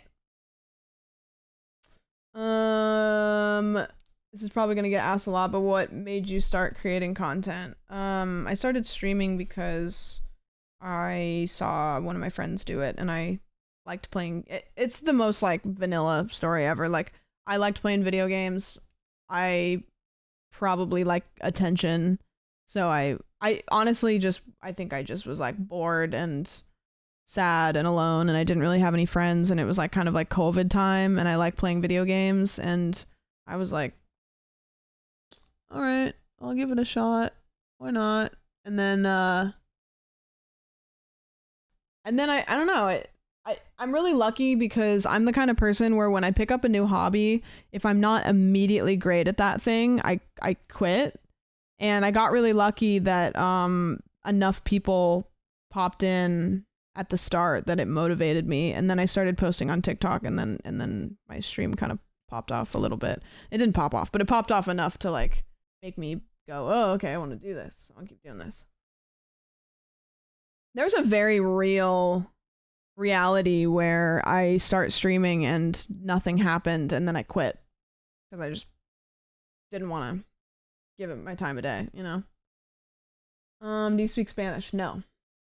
See? I just spoke Spanish. Do you speak Chinese? No. Generic question, what's your favorite food? This is not an answer, but the food that I get the most excited about, this is stupid. I love like a restaurant quality chicken Caesar salad. I fucking love like you know when you sit down to eat a meal and you just look at the food in front of you and you go, God, I love this so much. I'm just getting a brain rush of chemicals. Like a restaurant quality chicken Caesar salad with a bunch of dressing, grilled chicken. It's got croutons, it's got cheese, it's got, I don't know, they put other stuff on Caesar sometimes. Yeah, maybe they toss it at the, like, chicken Caesar salad's just, God, it's good. I love it. I love a Caesar salad. You know what I kind of want to order right now? I kind of want to order, Panera. I just thought about a Caesar salad, even though I've already eaten one today. I wonder if I have time, if they're still open. Probably wouldn't be a good idea to eat like soup in a bread bowl before trying to look hot, but is that really? They closed? No, they're closed. Oh. What time are you supposed to leave for the party? I'm somebody that likes to get to parties really late, so I'll probably leave here in like an hour. Oops. I'm gonna put my lashes on. So when I do my lashes, I buy these. They're like little tab lashes. And I just put them on the ends to like thicken them up a little bit.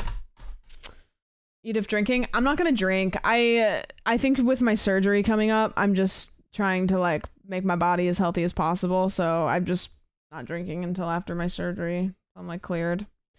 So I won't be. I could, tonight could be the, okay, this is the last time I'm drinking before my surgery, because I'll probably have like a couple weeks until at least. I don't know. I talked to him on yesterday, I think, or Thursday. I talked to him Thursday, and they had to like check all of get everybody on the same page, and then she's supposed to call me. She said Monday at the latest. She said if I don't hear from him Monday, to call them to give me the date. So I think Monday or Tuesday I'll know the date of my surgery, which is really nice because I feel really in limbo right now. Like I was talking to Brody about this earlier. Like I'm having a really hard time coming up with projects, because what if I start a project and then the week later I have to get my face cut into, and then I can't work on it because I have a big old thing on my face.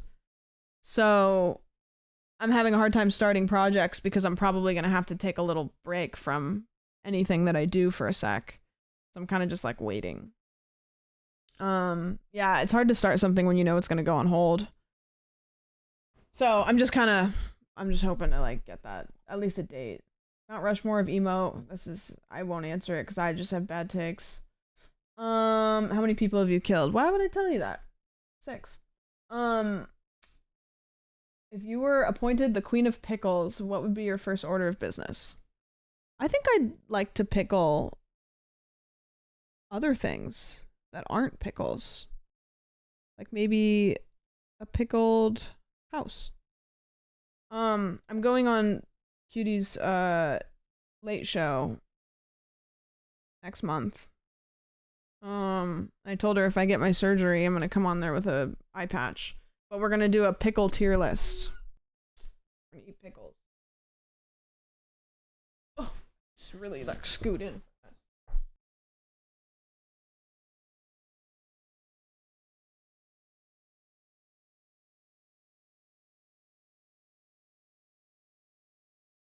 Like behind my mirror. What's the surgery for? Yeah, I'm a bit of a cancer girly. Yeah, I got the big C. I got a call today. I made somebody feel bad. There was a survey person that called me and it was my health insurance. And she was asking me a lot of questions and she was asking me like, she said, how many appointments have you had in the last, I don't know, couple months? And I was like, I don't know, like 5 or 6. And she's like, well, is it 5 or is it 6? And I was like, I don't know, I have cancer, so I've been going a lot. And she was like, oh, and I was like, fuck off. Like, don't do that. I probably made her feel really bad, but she was like being really, she called to take a survey, which I could have said no to, but I said yes because I was like, this is her job, I have time, I'll take the survey. And then she was being fucking snarky. I ended up hanging up, to be honest with you. I got about 70% of the way through and I was like, I'm not doing this. And I just hung up. Yeah. It was the same as the Starbucks thing. So what size is it? I was like, you know what? I don't think you want the answers to the question.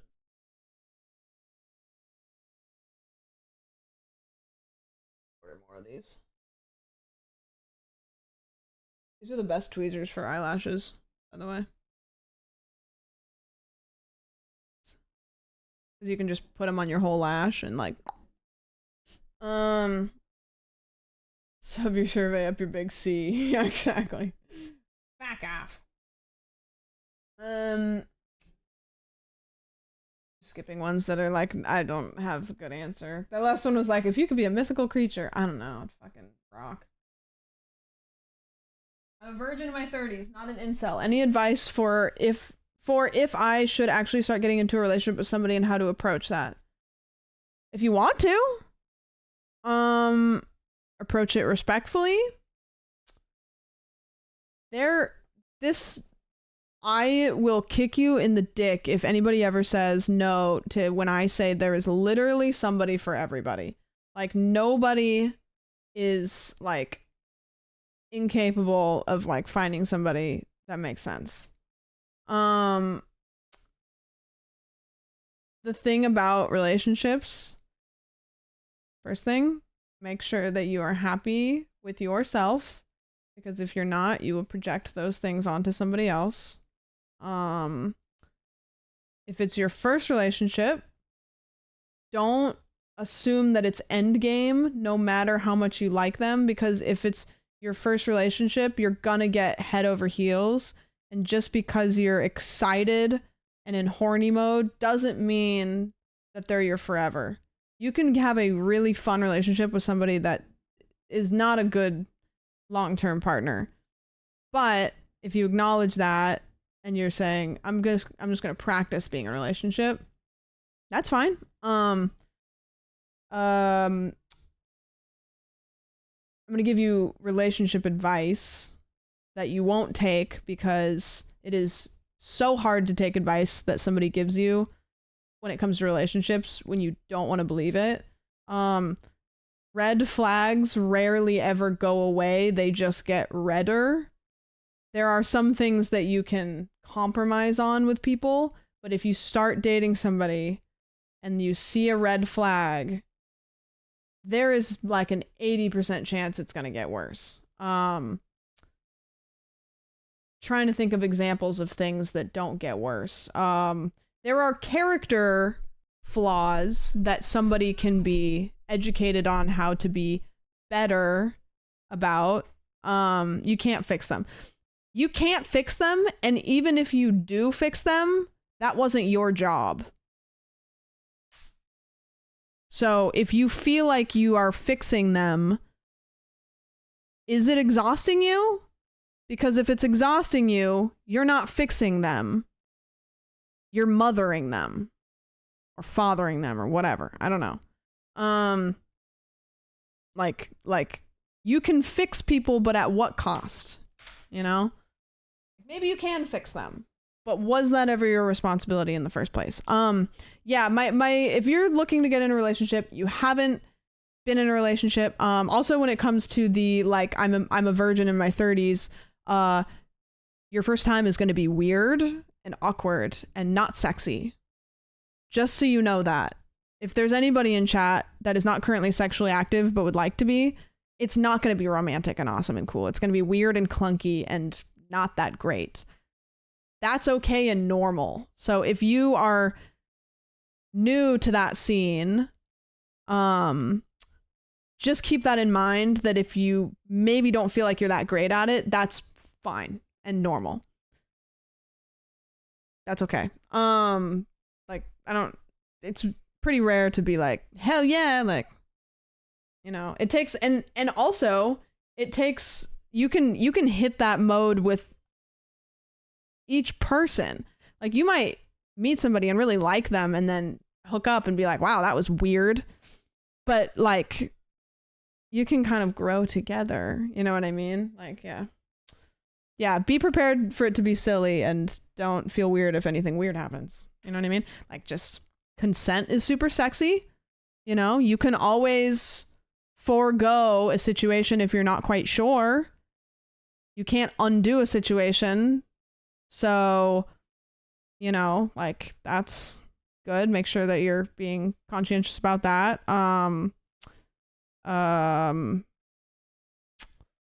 Trying to think of like relationship advice that's kind of just like duh, but maybe not duh to somebody that hasn't, like, it's not silly to talk about obvious things, you know? Like if you go, I'm trying to think. Saying things exactly how it is in a relationship can actually be like way less weird than you think. Like if you go, hey, if you're having a bad day, what's the best thing I can do for you? That sounds so corny and stupid, but guess what? You say that one time and then you never have to like deal with pissing somebody off, you know? I don't know. I could say a million things, but at the end of the day, you're gonna have to kind of just like figure it out yourself, because it's, you know what I mean? Yeah, if you can't communicate, that's a really big red flag. If you feel like you can't communicate with a person at a kindergarten level, then that's probably not going to be a great relationship, because you need to be able to communicate with somebody bare minimum. If you feel like you're going to tell somebody that they hurt your feelings and that's going to make the situation worse, that's bad. If you feel like you can't tell somebody anything about how you feel, that's bad.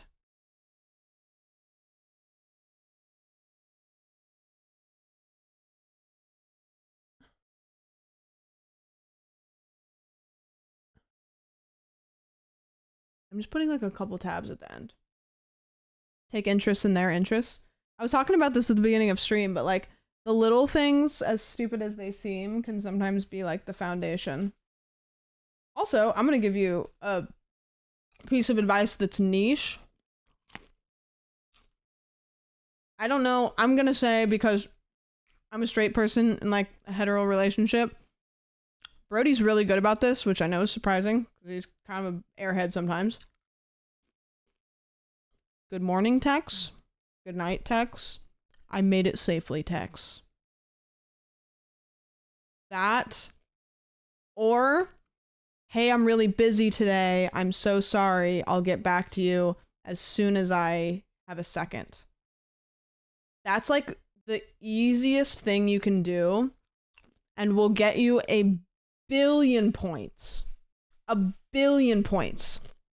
I'm kind of specifically talking to the guys. Good morning. Hey, I'm walking out the door. Have a great day.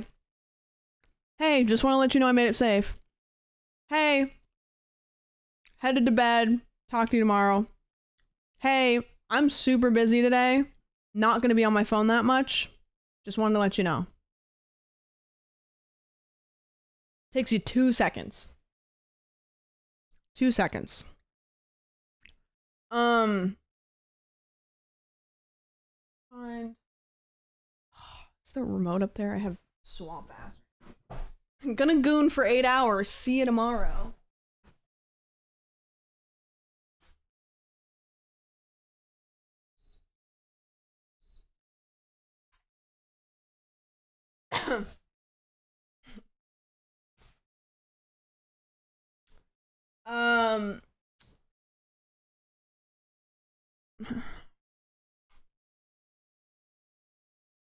Let me know when you get home, right?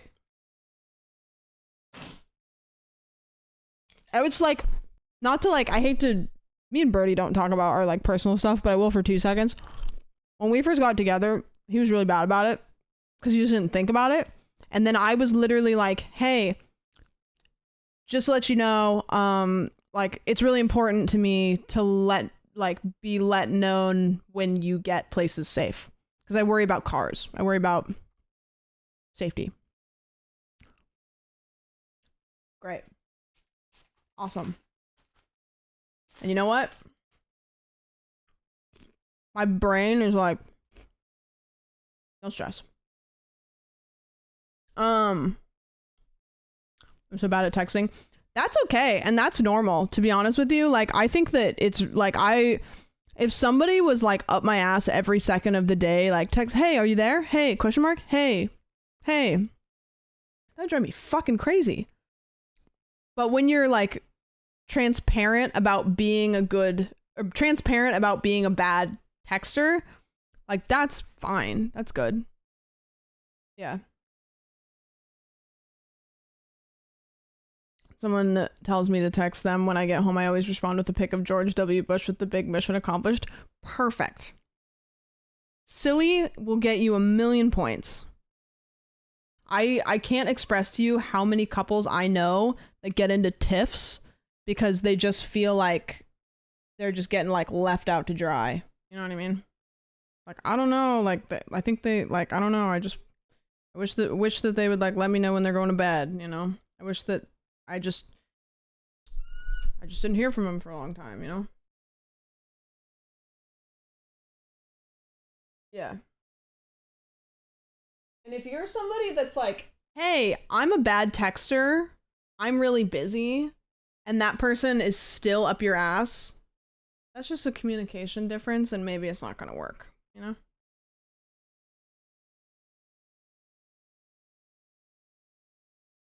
We like live in a really unique time where you can have constant access to people, which is like really not normal. Like it's not normal to have a device that allows you to have access to people all the time.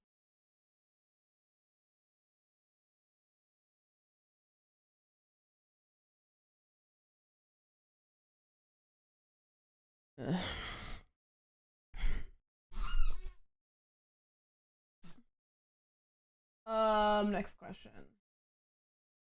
What do you do on days your heart hurts? Oh, what do I do on days my heart hurts?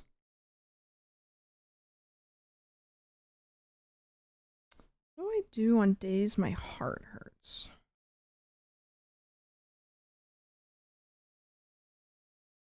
My heart hasn't hurted for a long time. But I think the last time my heart hurted. One thing that makes me feel better is to be around people. So I noticed like just being around people is really distracting and nice. Being by myself is not very good when my heart hurts. But it's also hard to get up and go out to be around people when your heart hurts. Gaming, you know, streaming, you know, like I would go live a lot and I would feel really good while I was live. I think just distracting myself with socializing is the thing that does the best for me. I'm not very good at feeling things, but time passes. Yeah. I do little things that make other people smile, and make them smile makes my heart feel good. Yeah. I call my mom. Sometimes I'll feel like absolute dog shit and I'll call my mom and I won't even tell her what I called her about. Or I won't even tell her that anything's wrong, and then I feel better. But not everybody has that privilege, so it's, you know. I cry. See, that's the thing, is I don't cry. Wish I cried more.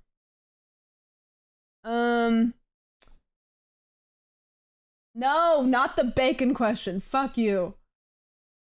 Will you do more YouTube videos? Yeah, I will. I just need to do it. I get like paralysis. If I could show you guys how many unfinished YouTube videos I have in my video editor, you guys would scream at me. I get paralysis. I'll start editing one and then I'll be like, no, it's not good enough. And then I just stop. It's fucking insane. Absolutely wacky. If you could add a fourth member to the yarn, who would you add? I mean, Cinna, of course. Cinna doesn't live in LA, so it was always going to be complicated to have her part of the yarn. Which I think she is part of the yarn. She's just, unfortunately, not going to be part of the I don't know if Cutie said the name of it,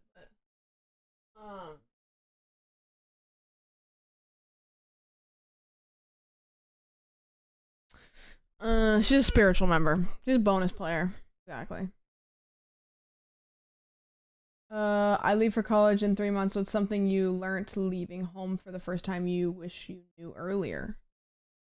That's the funny thing about leaving home, is you will learn all those things as soon as you move out. Carolina's leaving the yarn? No. Cinna. Nobody's leaving the yarn. Yeah, everything about this question is kind of inside out, because you will learn everything when you move out. Like, I love my parents. My relationship got a million times better with them as soon as I moved out. Also, I learned a million things about myself the second that they weren't around to take care of me. So don't learn anything. Don't know anything. Just the what's something you learned leaving home for the first time that you wish you knew earlier? I don't really think there is anything that I wish I knew earlier. But learn to cook. Learn to cook, because not only will it save you money, but it's kind of an attractive thing if you start seeing somebody, like somebody that can feed themselves.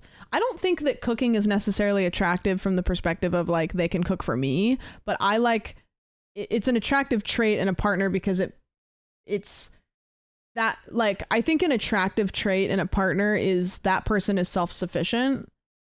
Like, I like, one of my biggest things is somebody who's self-sufficient and self-motivated and appears to be an adult, you know? Like, I don't want to have to take care of somebody. So cooking is kind of an indicator of somebody who can take care of themselves. So it's not like a for me thing, it's a for you thing. Like, you're gonna take care of yourself, right? But I can order Uber Eats like a champ. If you would have said DoorDash, I think I would have been more impressed. That's not my...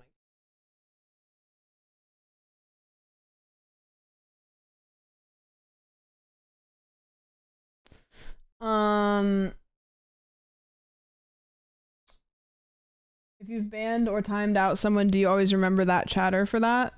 No. I mean, like,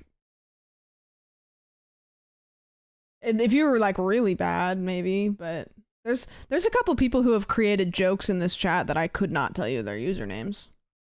Could not tell you their usernames, but the jokes remain. If it turns into a joke, then that will stay, but I couldn't tell you a singular name. I could tell you a couple of people that are banned because they're actual like people that were community members. I remember everything. Yeah, I don't know. I guess so, Matt. What's the best outcome from a complete accident you've had in your life?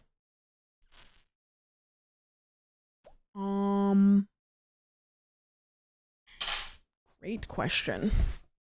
Ow! A complete accident.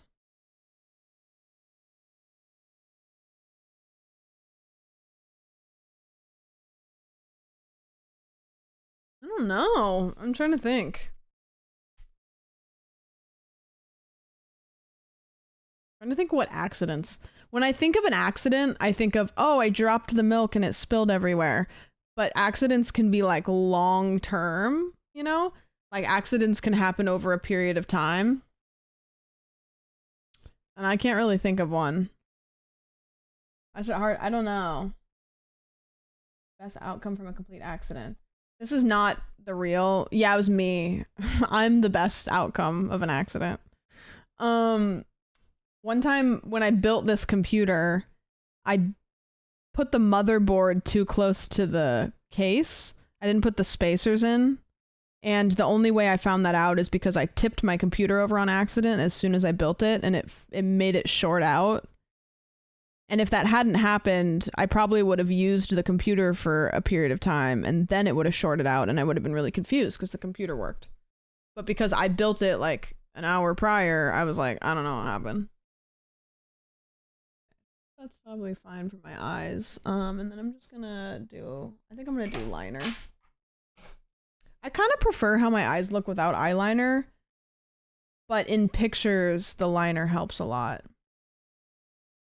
What I've been doing is like doing like a little smoky eye rather than doing liner, but every time I see myself with liner, I go, oh, eyeliner looks good. And then, but I really like how my eyes look without liner. I don't know. Do you find it hard to enjoy games off stream? Less now. I'm actually being really good about gaming off stream and enjoying gaming again. I've been forcing myself to separate games. I think it's because I've been streaming less games. I've been doing more stream content that isn't games. So like I've been yeah, which is cool. I'm happy about that. So the answer to this a year ago would have been yes, but now it's not so much. Care to comment on how people are saying you give Scrappy Doo vibes? Do I give Scrappy Doo vibes? Wait a minute. Wait a minute. Isn't he like a villain? Ain't no way. That's an insult? What the hell? I feel like Crub wrote that somehow. I'm gonna do this. His ass is hated. Wait a minute. That's fucked. Never been in a relationship at the age of 40. Where do people my age go to meet? Internet. It's so tough for me to answer because I genuinely like don't know. If I wasn't in this industry, I don't know where the fuck I would meet people. Like other than like at a job maybe. I don't know. Where do you go? Cuz it's like you can go out like probably through friends, like through mutual friends. I think you just have to be like a really outgoing person cuz then it's like okay, like my friend Dave, I'm gonna go to the bar with my friend Dave. Okay, my friend Dave has a friend John. I made friends with John, so now I'm gonna go out to bars with John. Okay, now John has Chris is John's friend. So it's like you kind of have to like make friends in every friend group so that way you have like a billion people to like introduce you. Eventually Chris might introduce you to like Teresa, if you like. But that's hard. It's hard.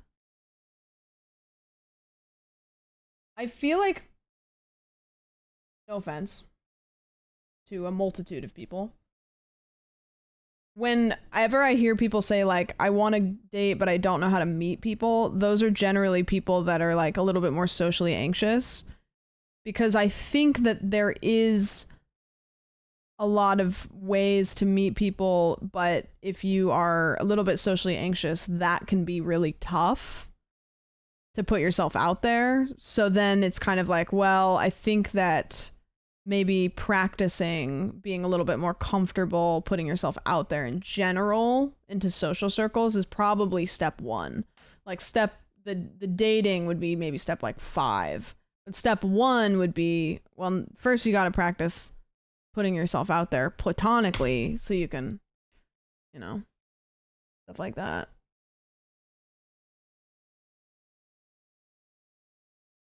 Fuck me!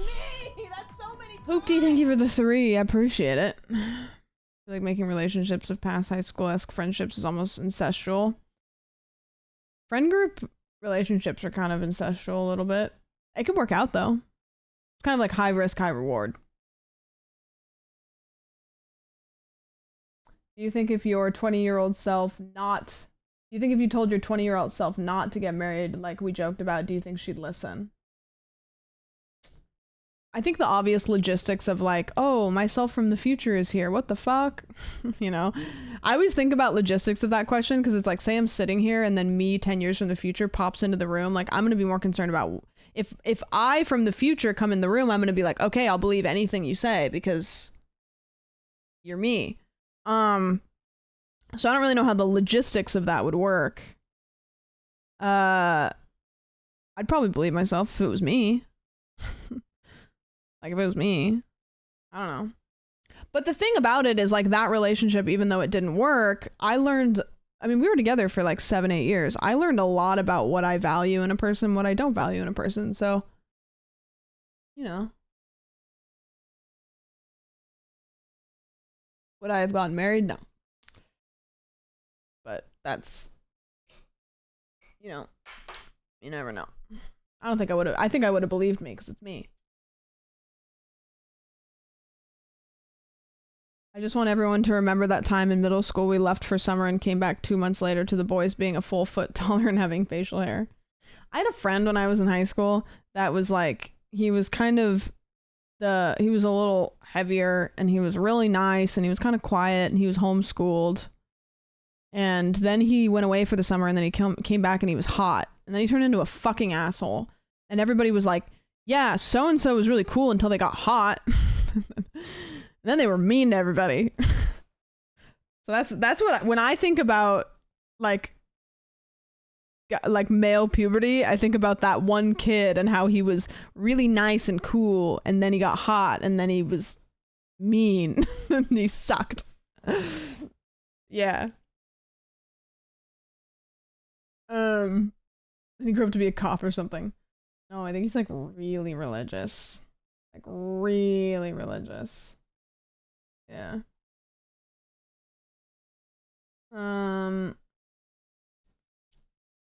I was recently at a family gathering and unintentionally gossiped about my siblings who weren't there to avoid awkward questions about myself. How do I become a better person? You unintentionally gossiped about your siblings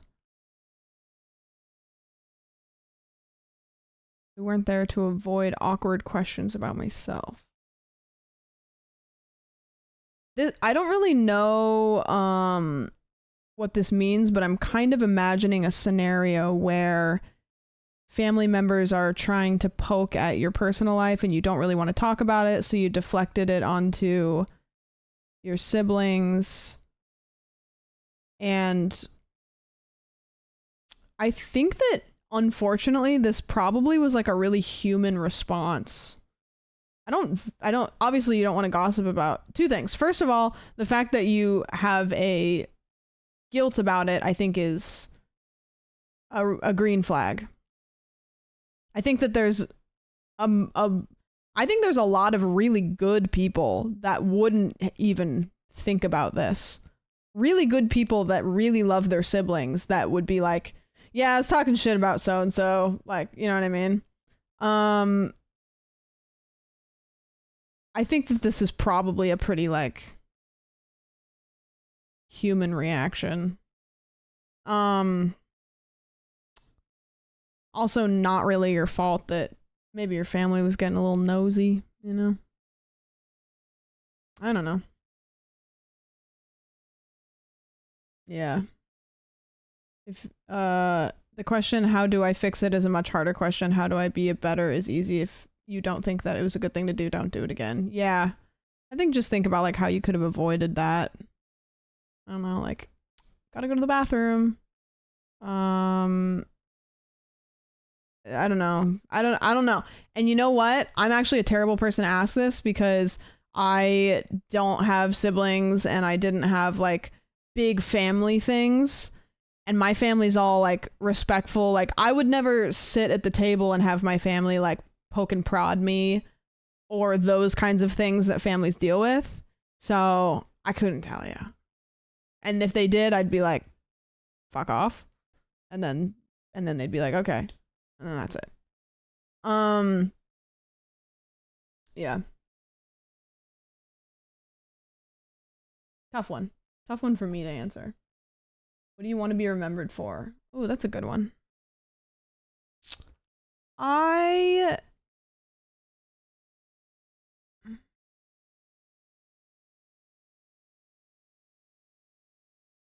I'm trying to think of the things that I value in other people.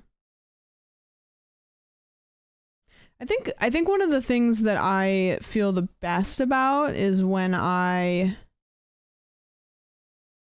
feel helpful and when I make people laugh. I like to be helpful and make people feel like I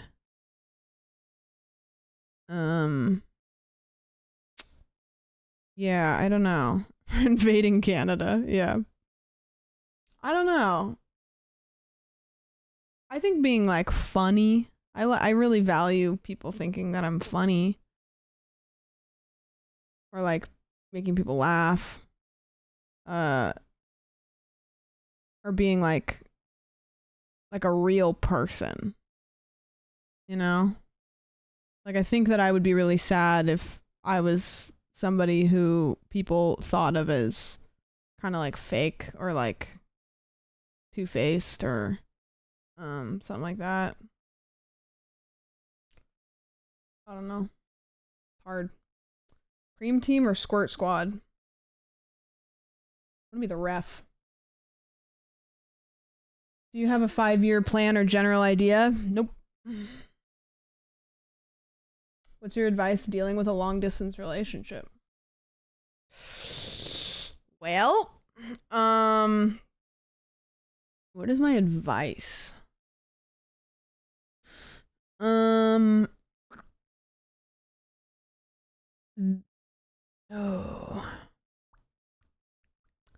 As somebody who has been in the actually furthest you could possibly live from your partner for the past year, I think that my first piece of advice is if there isn't a total entire trust between you, everything else is gonna fucking crumble. Like, don't even bother. If you don't trust that person entirely, don't even bother. Don't. It's everything else will fall apart. Just don't. Yeah, Brody lives on the fucking moon. Like good communication. It's everything I'm going to tell you is going to be so generic and guessable. Like you have to trust that person like wholeheartedly. Cuz you like everything will fall apart. It will. Have good communication. I'm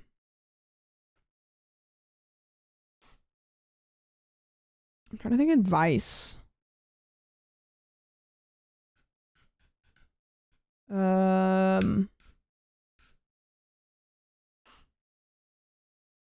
I guess this is a weird piece of advice, but like if it like be very transparent with okay, here's a good piece of advice. Long distance relationships are tough because unlike other relationships, you have a little bit more to talk about in the future. So like if you live in the same town as somebody, you don't really need to talk about future plans like ever, because you can kind of decide you want to take it to the next step day of, you know? If you live across the world from somebody, you kind of have to have those discussions. So, have those discussions regularly, because you don't want to get into a situation of like, I don't really know, like, are we on the same page? Like, what's going on here? So just have that communication regularly. Like, where is this going? What's this moving towards? This is a sad background song. I don't even have the music turned up for me. The text letting you know good morning. Yeah, that, I guess that's probably why that was such a big point that I made, is like that those kinds of things really make a big difference, you know? Like, hey, good morning. Hey, I'm going to bed. Hey, I'm flat out today. Not gonna be on my phone that much. I'll message you when I can. Like, hey, I made it safe. Like those things, like that is such a small thing that takes 2 seconds, but it can make like all the difference, because when you're really far away from somebody, little teeny tiny things can feel like gigantic things. You get the good morning text at 6 p.m. I can't answer that currently, but when he's in Australia, I'm trying to think about the time change. Yeah, kinda, roughly. I have to be so careful about what I say about him right now, because I don't want to like leak anything. Yeah. I didn't even think about it. Yeah, I like, and I have to be extra careful because like obviously in his head, he's like, oh, don't leak anything. But for me, I'm like, don't say anything. Don't accidentally say anything. You're both doing so good at it. Yeah, luckily he's been so busy that he hasn't been able to like put himself in a position to accidentally say anything. And I've just been avoiding saying anything about what he's doing at all right now. I will say that he's busy as fuck, and I don't think I've ever seen him as happy. I don't think I've ever seen him as happy. Like, just beaming. Every time he calls me, just fucking having just the best time of his life. Yeah. Yeah. Will you confirm that he's a spy? Sounds like it. Yeah, he's having a great time. My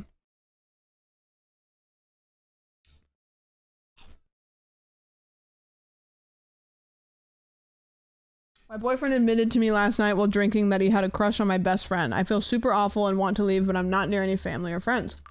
Ooh. See, I could do this all night. I'll ditch the party. I swear to God. I really should go, but fuck.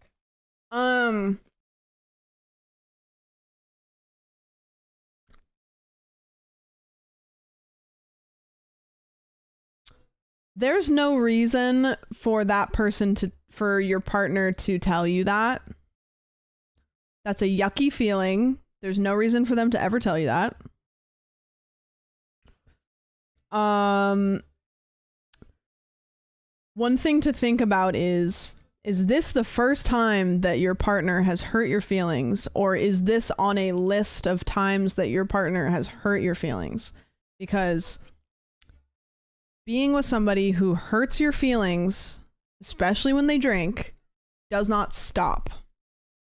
It doesn't stop. They will not get better. I'm sorry, but it doesn't get better. Maybe it can, but you can't do that for them.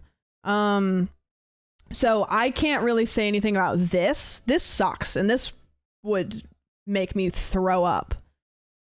But if this is a reoccurring thing where this person makes you feel bad and they hurt your feelings, or they say things that hurt your feelings when they've drank a little bit, go.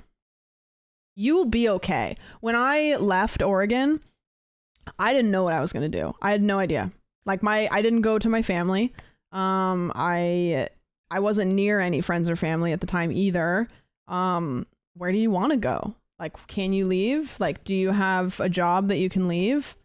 Like, because you leaving this, if, again, and I'm not trying to tell you to like leave your relationship, but if this is a relationship that makes you unhappy, it's very hard to go through a door when you can't see what's on the other side of it, but there are things on the other side of it. It's not an empty room. And if this room makes you feel bad, then what could be worse?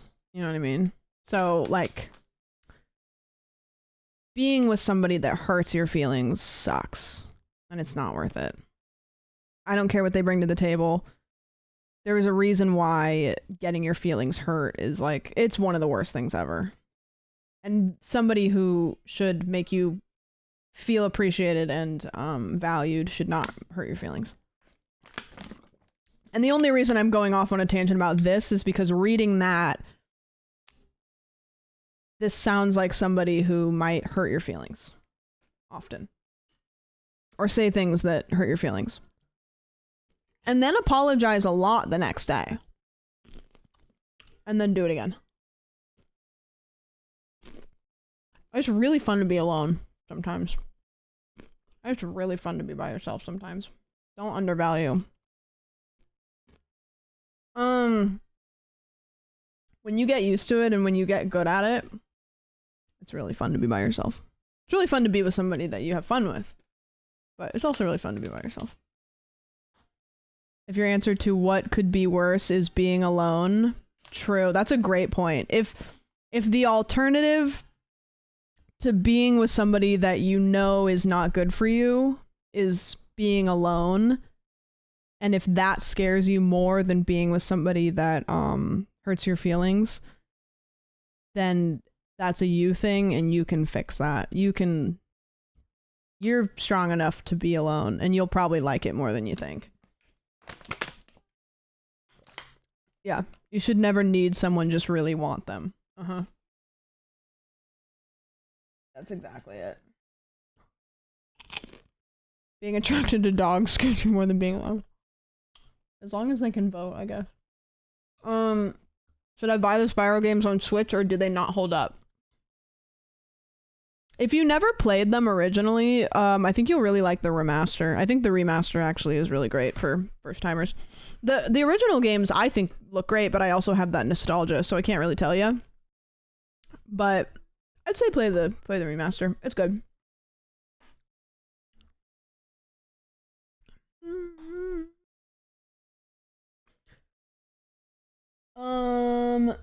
If you were suddenly the best in the world at something obscure and not very practical, what would you want it to be?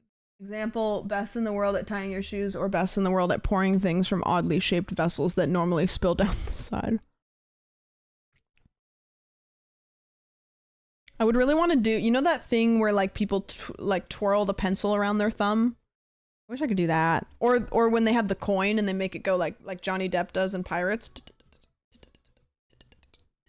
I wish I could do that. That'd be sick.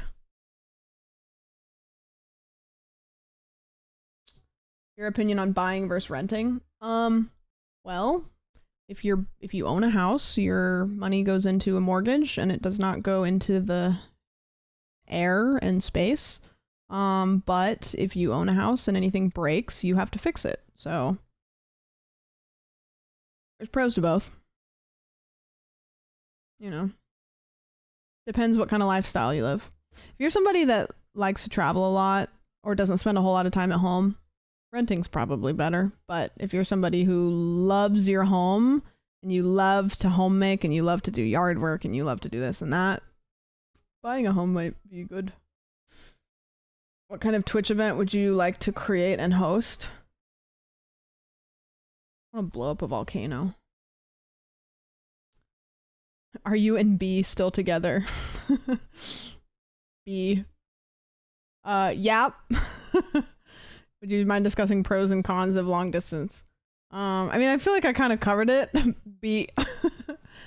I think I kind of covered it. The cons, I think we already talked about. Like the cons, I mean, there's really one con is that you don't get to see each other all the time. The pros, I think that me and Brody are one of the very few long distance couples that actually like probably have pros. I love my own time and my own space, and I really actually value the fact that I have the majority of the day off my phone and just in my total own bubble. And I really like being able to 100% focus on me, and then I go over there and we hang out, or he comes here and we hang out. Yeah, I like that. I actually do. What if you were like, oh, like I'll snap my fingers and he'll live in LA? Yeah, of course I'd do that. But but I think that I get more value out of that than some other people do. Yeah. Incredibly gay. Wow. Thank you for Prime. Stop it. When you guys do talk on the phone, what time of the day is it usually when he's in Australia? Usually it's after my stream. It depends on the time change. Usually it's after my stream and then before his stream. So midnight or 1.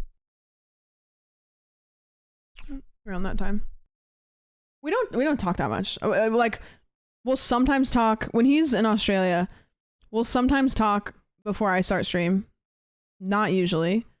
Is it replaying this song again? And then we'll talk like a little bit after my stream before his stream, and that's it. It's only a couple hours a day, but we don't mind that. Like, it works. I've been so not doing my makeup. I'm sitting here for like an hour. I'm literally probably gonna drive over to this party, say hi to everybody, and then leave. I don't even know what time it started.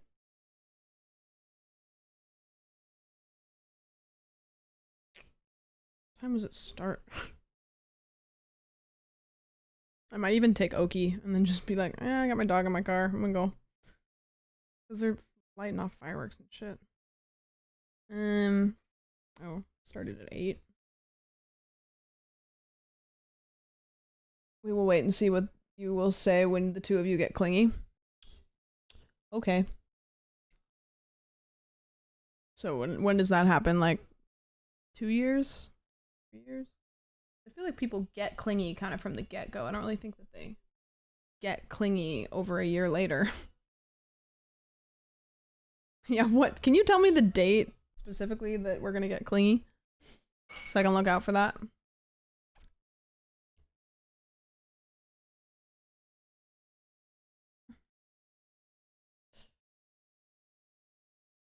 Usually starts out clingy and then clingy tends to naturally get less. Yeah, I don't really think there's not too many people that like get clingy or after a year. Like, you know what I mean? I don't know. Maybe. Yeah. Like usually people are kind of they're a little wacky from the start.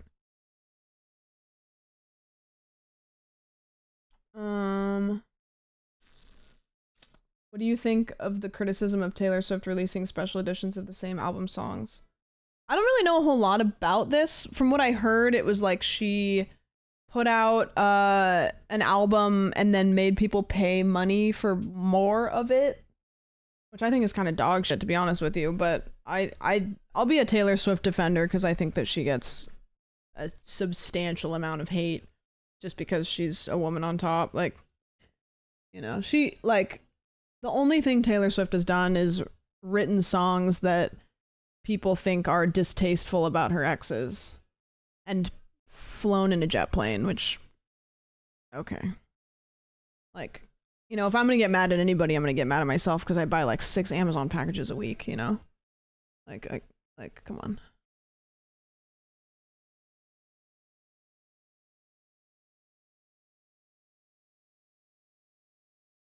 paid adequately for her music was making other people money and such a swift listener. I'm glad she re-released her music.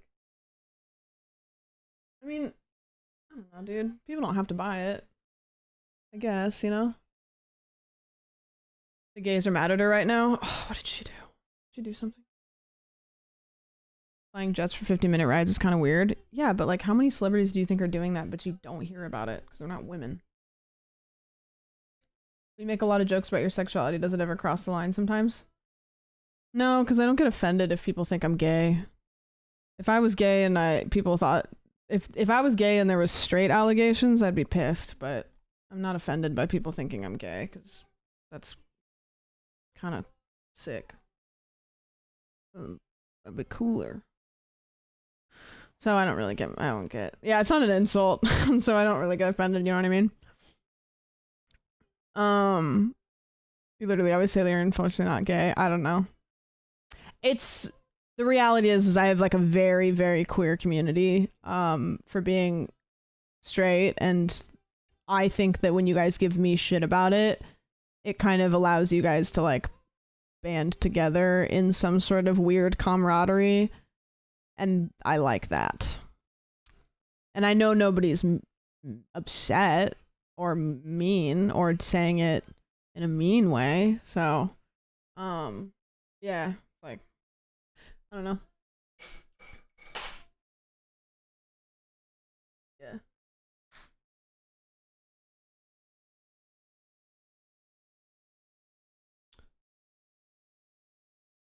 You're 0% straight. I'm sorry. Listen, I don't. I'm also confused. Biggest icks. I think watching a guy on a tricycle would probably give me the ick. I'm trying to think of my actual icks.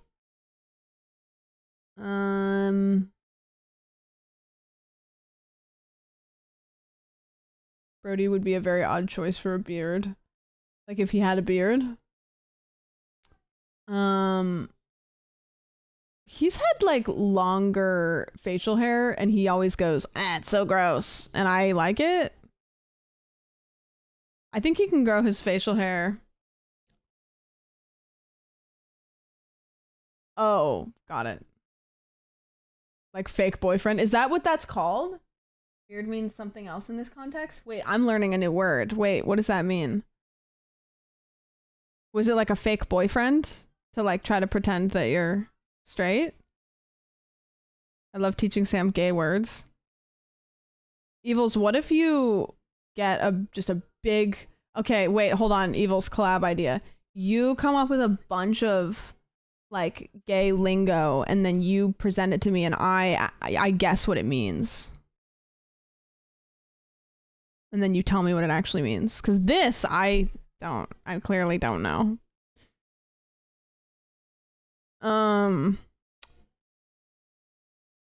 Sounds like gold. We got it. I mean, it's Pride Month. Pride Month, we have to. I'll have my people call your people. All right, cool. So does it mean is a beard, like if I were to have a beard, would that be like a boyfriend that just is like makes it so it's like, oh, see, I'm not gay, like I have a boyfriend. Beard is one of the first queer terms to learn. I've never heard this. I thought that you guys just meant that Brody would look good with a beard, which I was gonna agree with. I was like, yeah, he keeps wanting to cut it short, but he looks fine. I was like, I don't know why that came up, but maybe somebody said something in chat. This is astonishing. Huh, interesting. I never heard that. Someone's gay publicly dates someone of the opposite sex to appear straight. Huh. Yeah, I feel like if that was true, maybe, I don't know. His facial hair looks patchy as fuck. There's like a length that he can get it to where it's not starting to get weird, but it's longer, and I'm like, that's good. Yeah. Remind us what Kegels are again? No.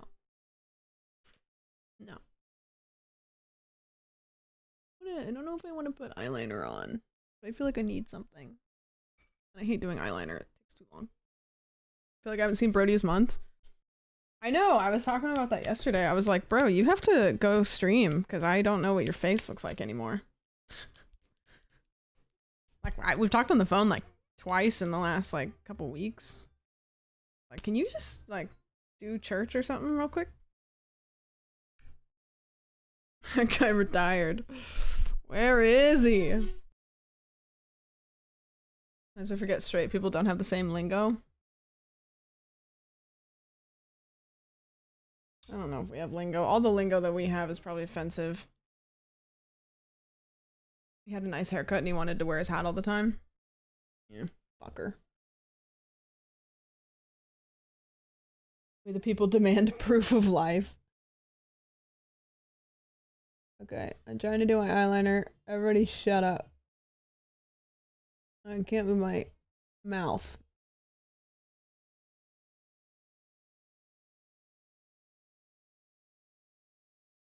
I hate doing eyeliner.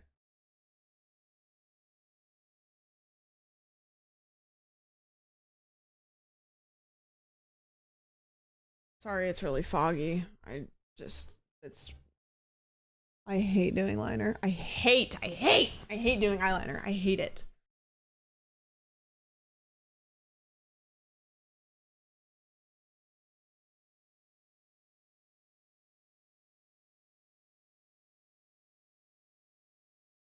I put my eyeshadow on already, so I'm kind of trying to put eyeliner on to like dusty eye.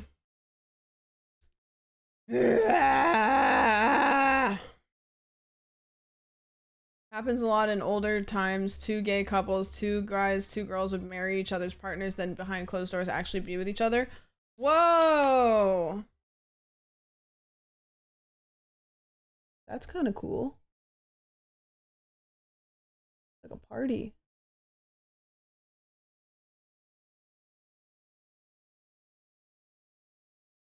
I guess that'll do.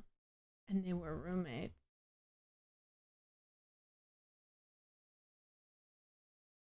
Which of your friends would you shoot out of a cannon into a wall, Wile E. Coyote style? Crub. How do you deal with unsupportive friends?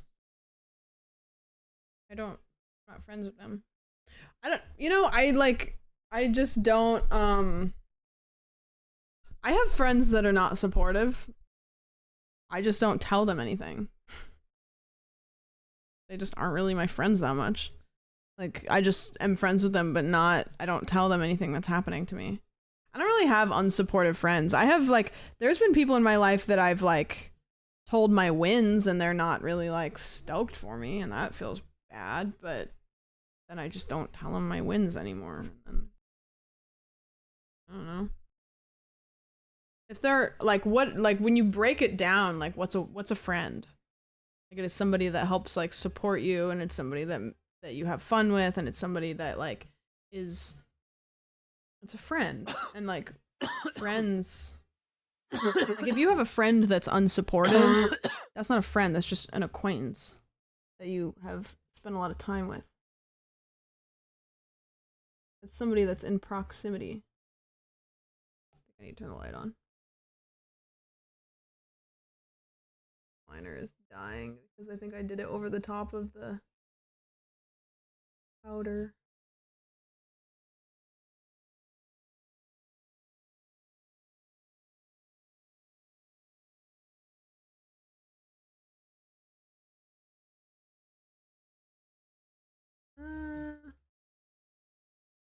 That actually looked decent. My liner is starting to like go out, and it looked really good. You probably can't see it, but this eye looks really good because it was starting to go out, so it kind of like smoky eyed itself. I actually don't hate it.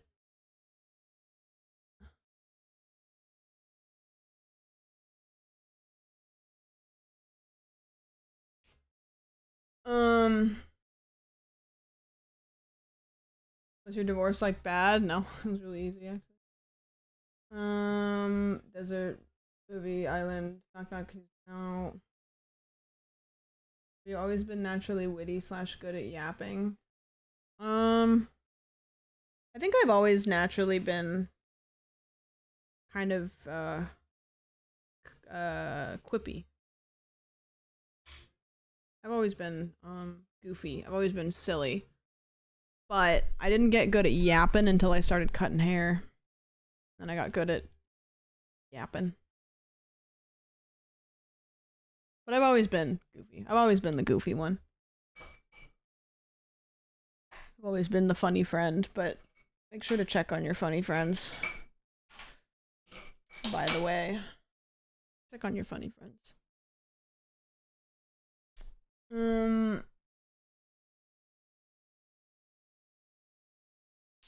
The reason I say that, I should clarify, it sounds really depressing. The reason I say that, especially when you're young,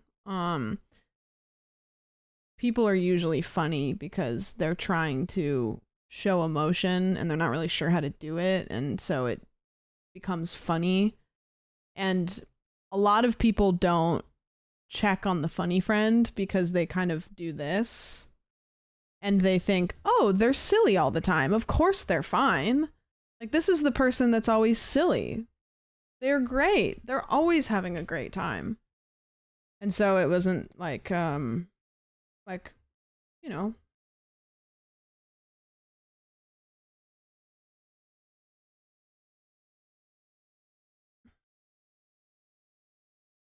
Like, oh, they're always laughing and goofing.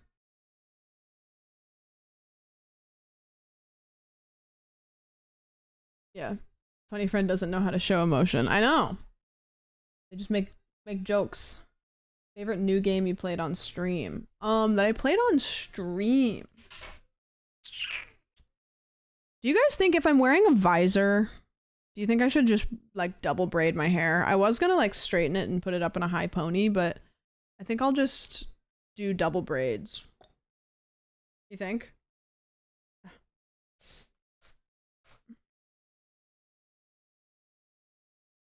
Yeah. Cause I can do like the tight French braids. Favorite new game I played on stream. That I played on stream this year. Which I'm assuming you mean 2024, so we have about 6 months. We're 6 months into 2024, by the way. Dude, I don't even know if I'm gonna have enough time to go to the party.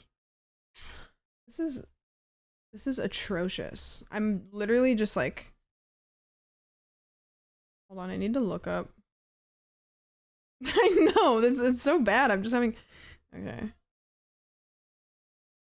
I'm trying to figure out like what time is not go. The procrastination to go is real. I know. Luckily I already have my outfit picked out. I'm gonna braid my hair and then I'm gonna go.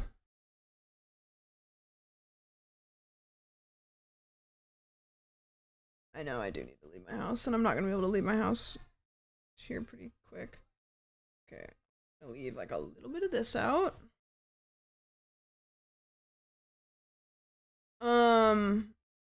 I mean, Slay the Princess was pretty good. That was a fan fave. Wasn't the hair just braided? Yeah, but I want to do like cleaner braids. Those were just braids to like keep it out of my face.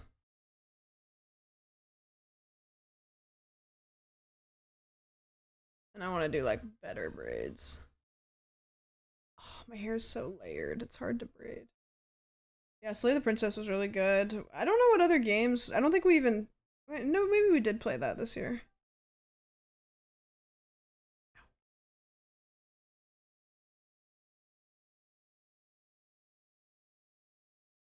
It looks so crazy because I have like my hands are in like a million different places. I'm doing an inside out braid. It's gonna look really bad from the back because I didn't make the line super clean.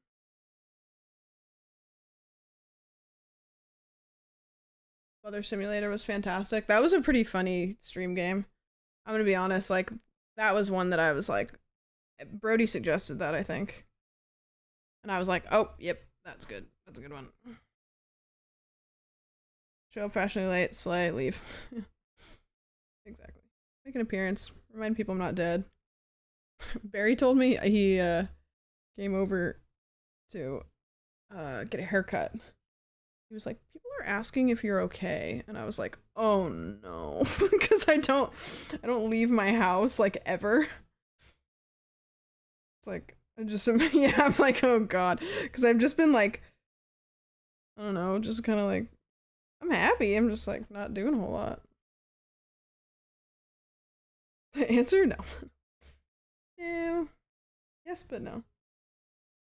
It's very weird. I'm like very like I've had like I think it's just my health has been really bad, and Oki's anxiety was really bad. I wasn't really leaving my house.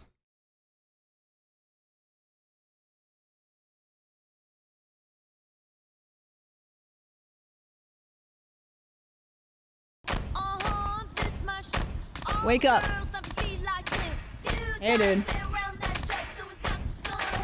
I don't know if I want to wear my hair like this. I might just put it up in like a high ponytail. I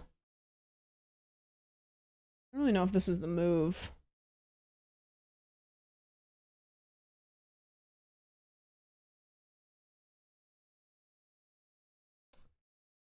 What's the fit? I'm wearing a tennis skirt and a tank top.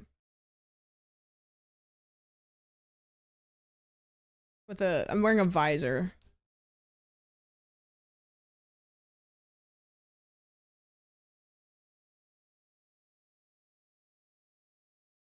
Like this, but both sides with a visor.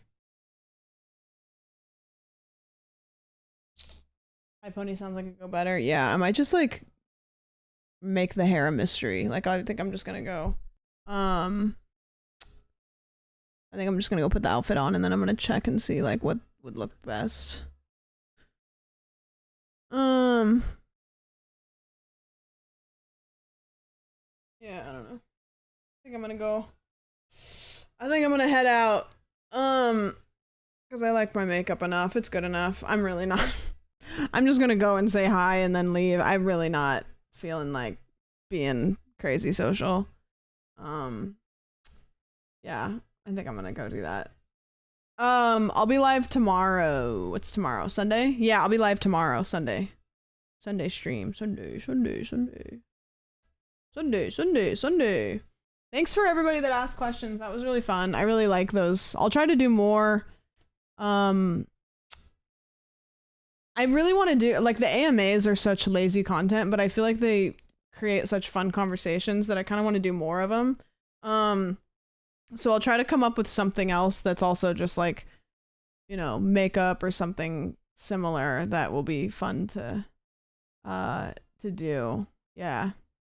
I think I'm gonna start listening to that. What was that girl's name that I just showed you? The one that gets like a bajillion views. I'm gonna start listening to one of her videos while I drive because they seem like videos you can listen to. We're gonna go say hi to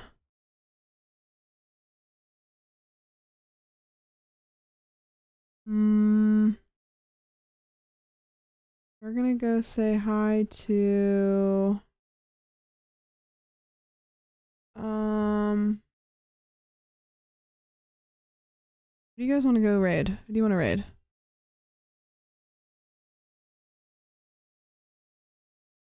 Yell about cancer, checkmate. I have the C word.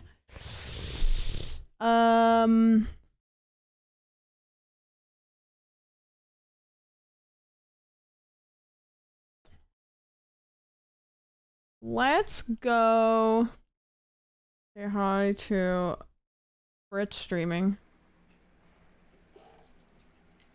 So hi to Brit. Yes. Let's go say hi to Brit. I'm good. Oh, there's hella cannons. Oh shit.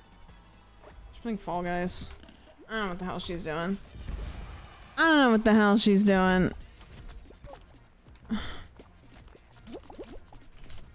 Okay. I'm gonna go change really fast, and then I'm gonna, leave, and then I'll come home. She's doing 24-hour stream. Slay.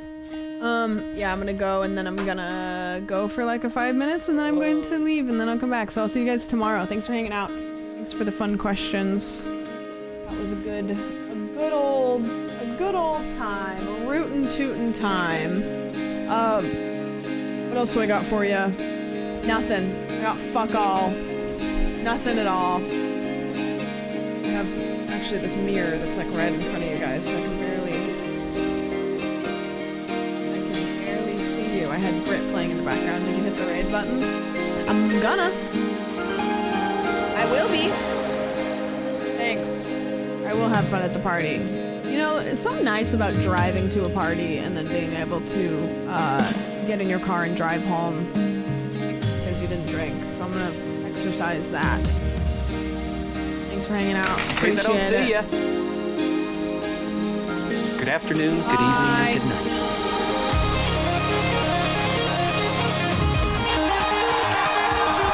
Keep doing awesome stuff that goes for everybody in this audience. Love you and love yourself. And the best thing in life, the key to life, is yourself. You all do such awesome shit. Keep doing it. Keep going for it. Some of you guys are pushing hard. Keep pushing. You guys are fucking unbelievable. Keep going.